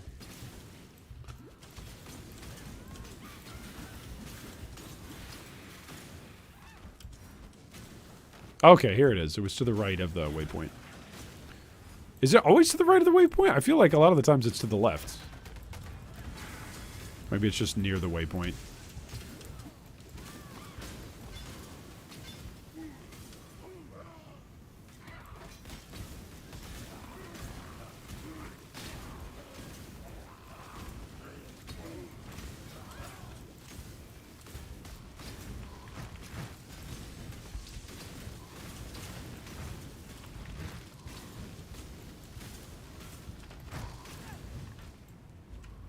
Alright, Stormblade.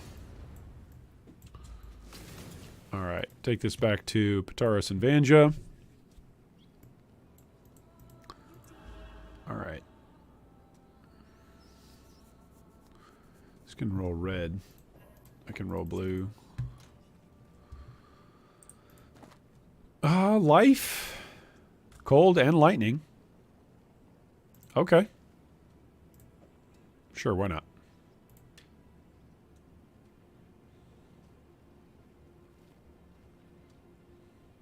I've got better shields than this. Do you need help with something? I've actually got better everything than everything in that drawer, but that's okay. All right, throw this in the actives. All right.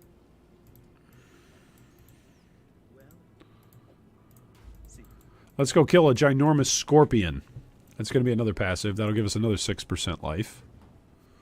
And then we can go take down the Unholy Trinity and be done with Act 9. Pretty exciting. That means we'll have 2 characters in Act 10. Pretty much ready to go. Then the only thing we'll need to do is get our Scion up from Act 4.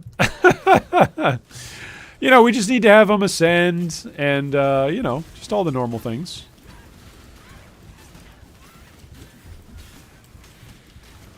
Ascend, kill Malachi. I mean, they kill Dominus, right? Doesn't that mean they win the game?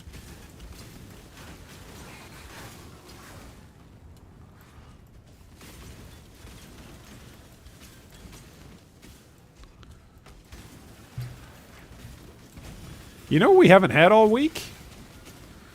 We have not had a paint rant. I haven't done that in a while. I'm going to have to bring one of those back.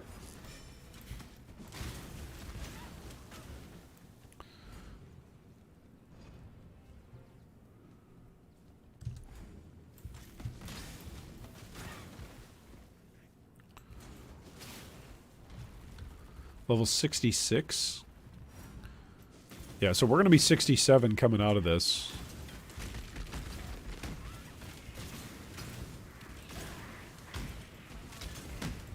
Forbidden Vault. Alright, but where's Lady Scorpiono?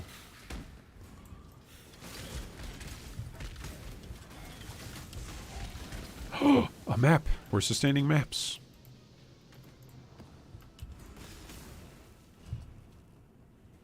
Is she up here? I'm going to be really mad if... oh my goodness. Is she over there? She's usually to the left of the forbidden stuff. I'll be up there, isn't she? Uh-oh, Soul Eater.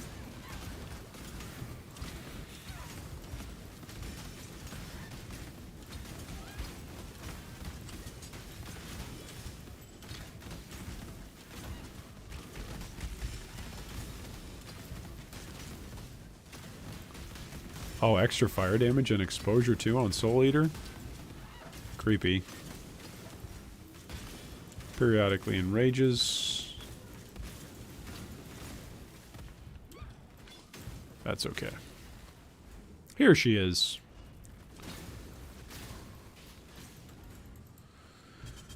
The Sandpit. Alright. Everybody's favorite movie about baseball. Right?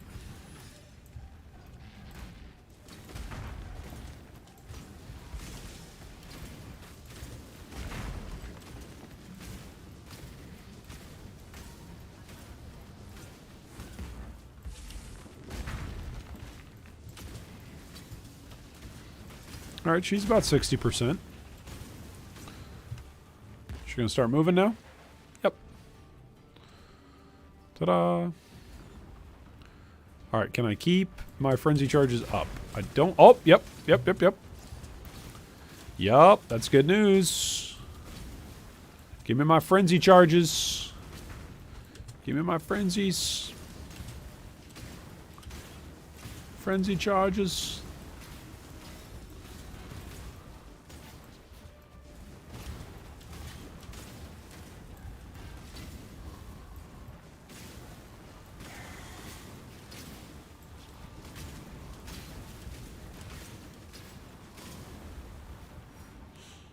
There will be great rejoicing once Crystals on Death is gone. Oh, man.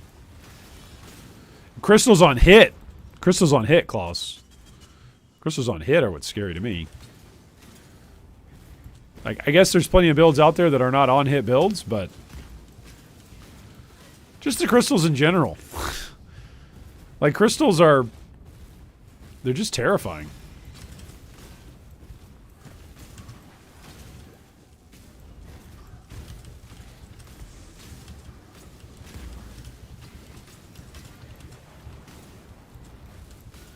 They killed one of my characters. They've almost killed plenty of my other ones. Like, the Lightning Mirage guy used to be the guy that I was scared of. Used to be the stat that I was scared of. Now it's Lightning Totems. Lightning Totems are scary. As are the Crystals. Both of those things are terrifying.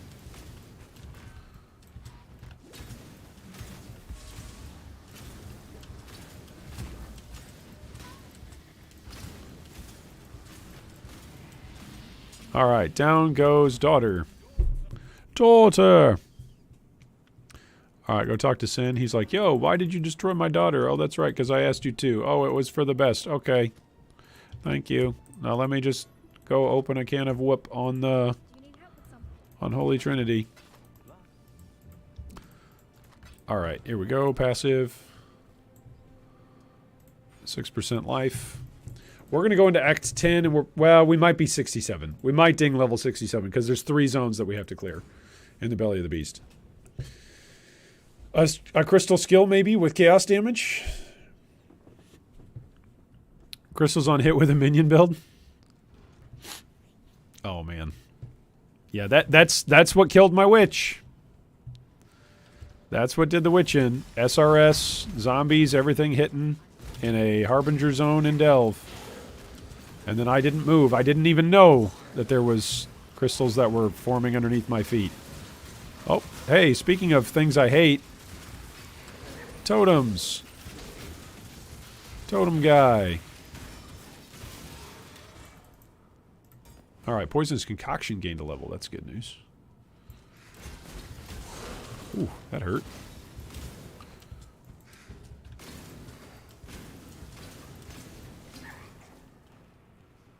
Oh, this is going to be the loop. Yep. Nope, it's actually the right way. What a surprise.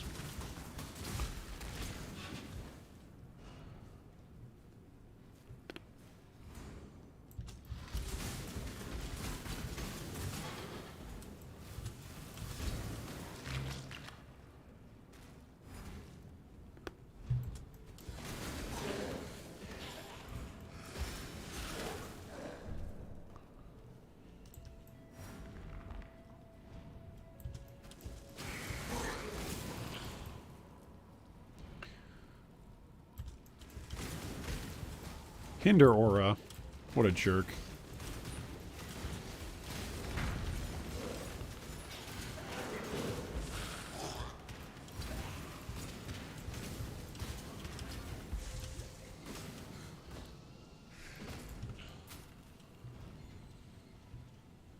Oh, this is the unique guy. Oh no, I'm gonna run out of my frenzy charges. Haha, but I didn't.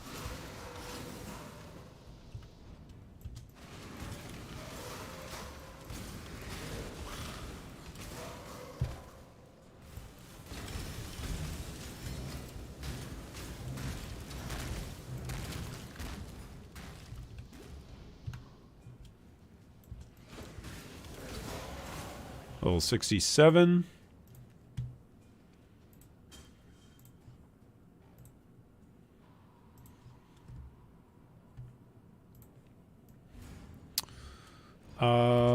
This is another 10% HP, right? I should probably go spend this.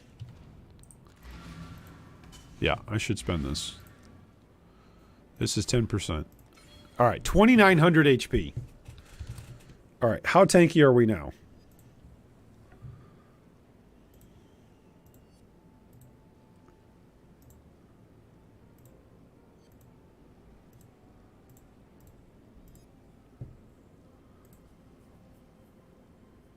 Oh my goodness. Okay, we're actually getting close to where... We're getting close to where my Juggernaut was. This was where the Witch was. No, actually, this was where we were earlier.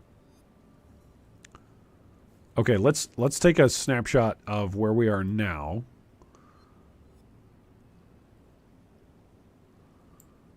All right, and compare it with... Let's compare it with the Hierophant.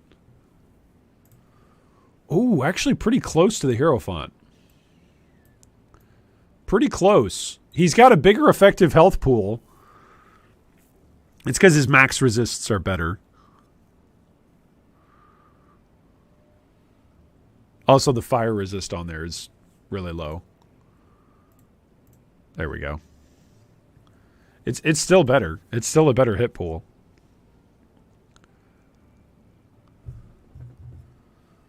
Wow, this is really good damage wise. Well, survivability wise.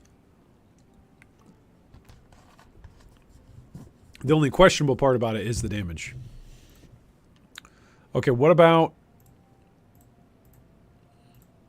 on the jug?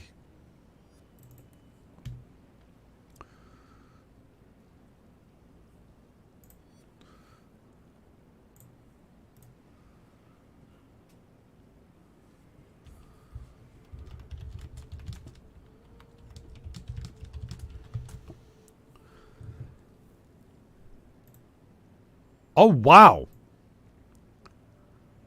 I'm actually more tanky for a physical hit. I will be more tanky for a physical hit. With my Raider. Than the Jug was. And the Jug had 4,200 life as well.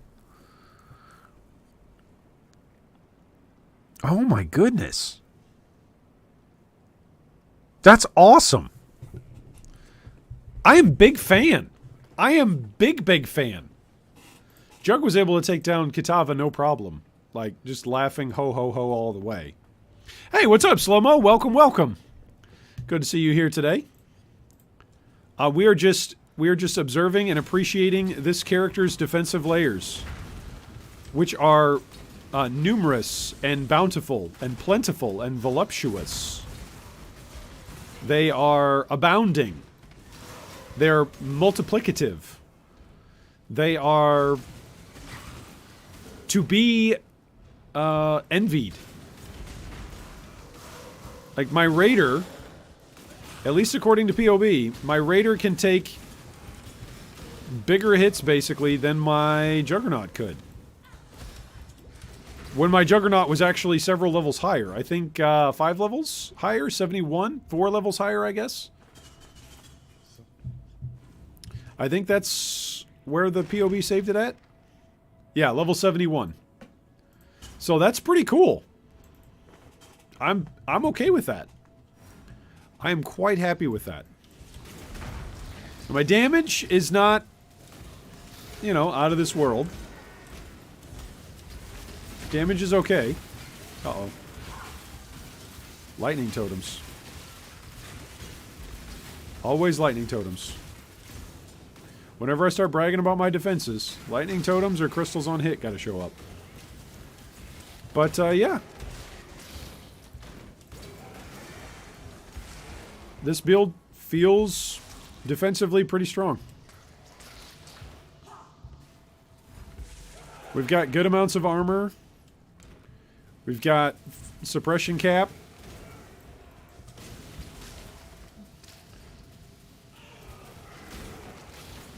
We've got a little bit over the max elemental resists.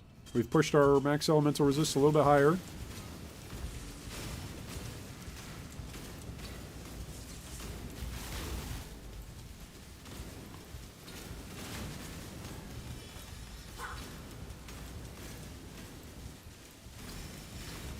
I need to swap off a haste and go to malevolence here. What am I doing? I'm fighting a boss. Got to remember to swap.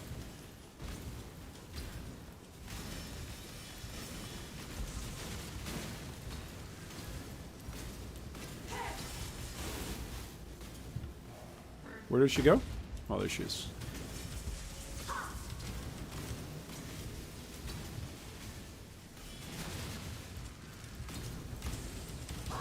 Our damage is actually okay.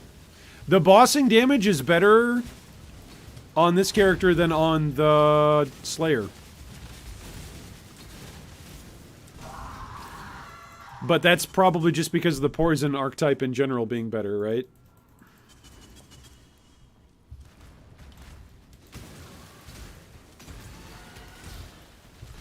Poison in general is better against bosses because you can stack it, right? So something with a lot of HP, stacking a lot of poisons on it. Sort of makes sense.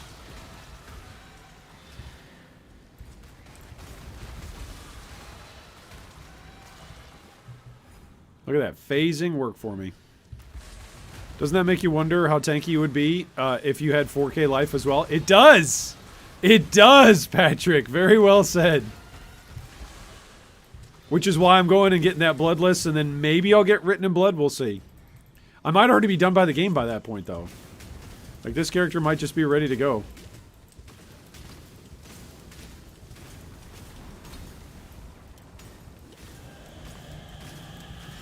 Also, this character's got the best chaos resist off of any character. 40% chaos res, but some of that's because of the boots, right? The boots that we're wearing gives us 15%.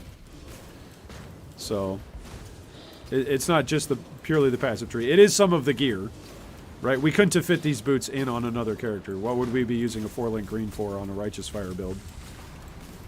I'm sure there's something we could have figured it out for, but... Like, look at this. Not taking damage in Dodro's fight. That's pretty good. I think another thing that I should get that would be quality of life would just be the flask recharge every couple of seconds. Flask and mana recharge. That would probably help.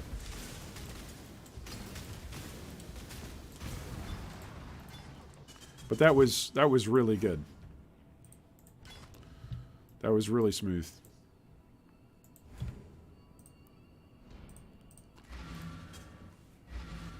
Alright, let's go grab flasks. Which I think there is the flask one that's not too far away. There's this one for life. Life flask gain a charge when you hit an enemy no more than once per second. So that would be something. But the other one, this one's really good. Life flask gain 2 charges every 3 seconds, mana's gain. But it's a lot of passive points to get there. It's a lot of passive points to get there. Life flask gain 3 charges when you suppress spell damage. This is only 2 passives to get in here.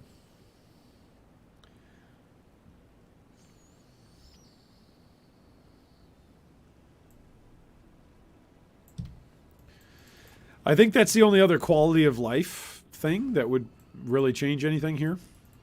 Plague Bearer is a hard carry. Plague Bearer is helping me for damage. It is. There's no doubt about that.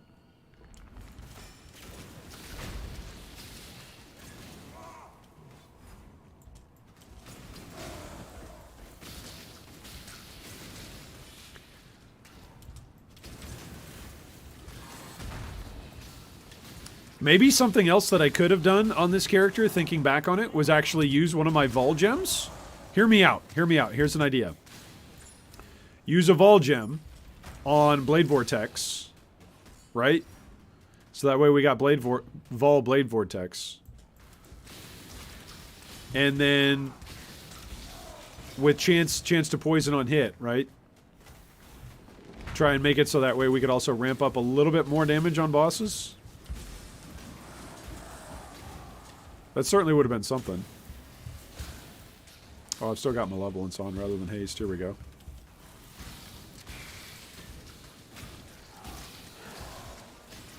Alright, now let's switch back off now that we're here. There we go. Alright, what's up, Malagaro? Welcome to my world. The world of poisons. World of Poisons Online 2000.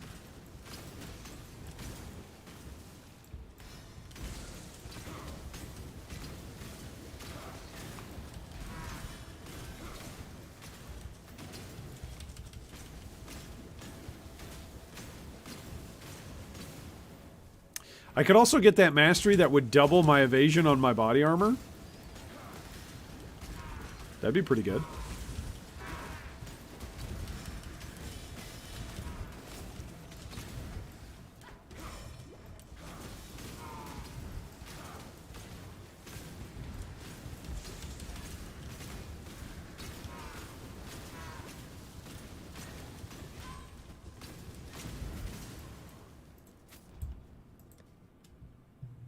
I've already got 72% Physmid. That feels really good, having that high of Physmid.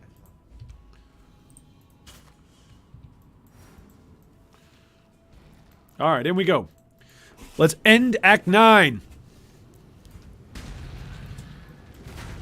Why, hello there, Giant Smelly.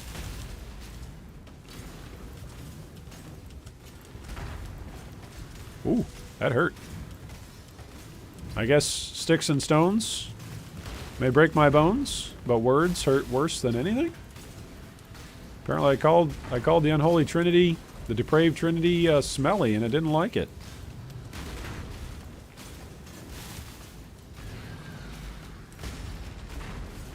Alright, phase 1 down. Feels good.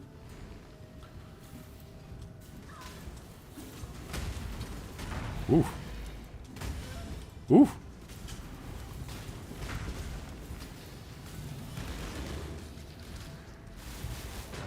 There we go.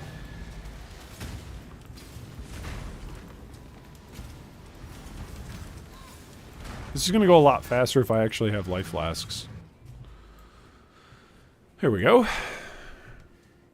Does your attack class as a hit? Yeah. Plague Bearer, Plague Bearer. Poisonous Concoction counts as an attack. It is an attack. It's a Chaos. Attack AoE Chaos Projectile is what it's tagged as.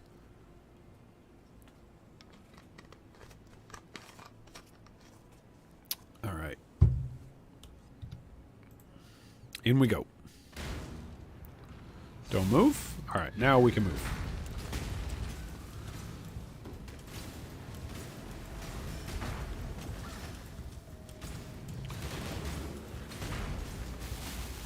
Alright, so the right side of the screen has a ball on it.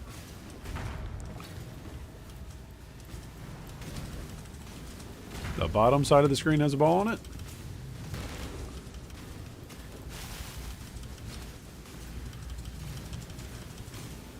Alright.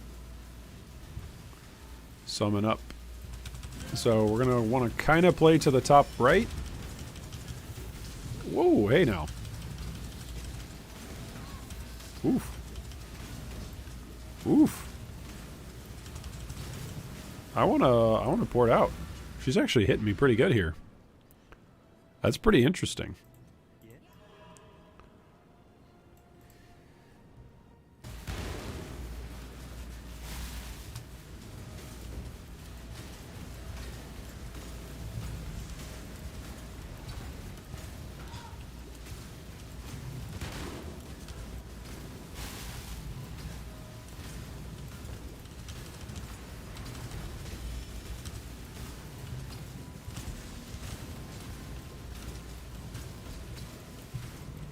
All right. Act 9 is down, baby.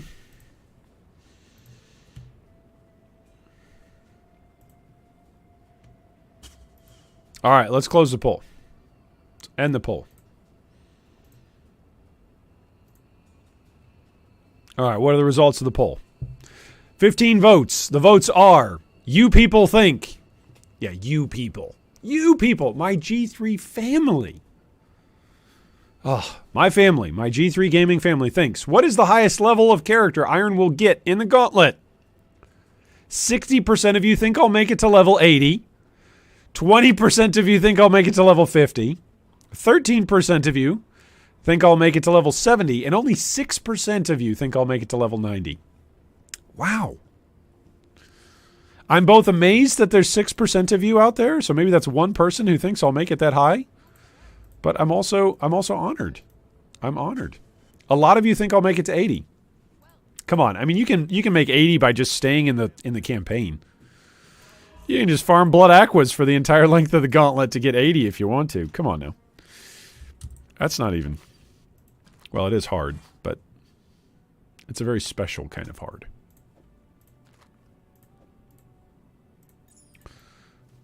All right, let's go sell this stuff. Ladies and gentlemen, we have defeated Act 9 on the Ranger, which means we get to, whoop, whoop, update our little tracker here. The Ranger, oh yeah, oh yeah, is up to Act 10. All right. For freedom. Act 10. All right, so we are Act 10 Ranger, Act 10 Duelist, and Scion, Act 4. All right, and so that's where I'm going to leave it for today. Thanks so much for joining us, everybody. I am going to be out of here the rest of today and tomorrow as well. I might be on a bit Monday, most likely no, but I will definitely be on probably Tuesday and Wednesday to hopefully finish up our Scion. And then ultimately we will do a big finale where we have all three of the remaining characters try and take down Kitava in one sitting there from Act 10, from the troughs, the feeding troughs on. So thanks so much for joining us today. Hopefully your weekend goes well. If you've enjoyed hanging out today during the stream, make sure that you give us a like before you leave. Have a wonderful weekend, and I do hope that this weekend is the weekend a Mirror of Calandra drops for you.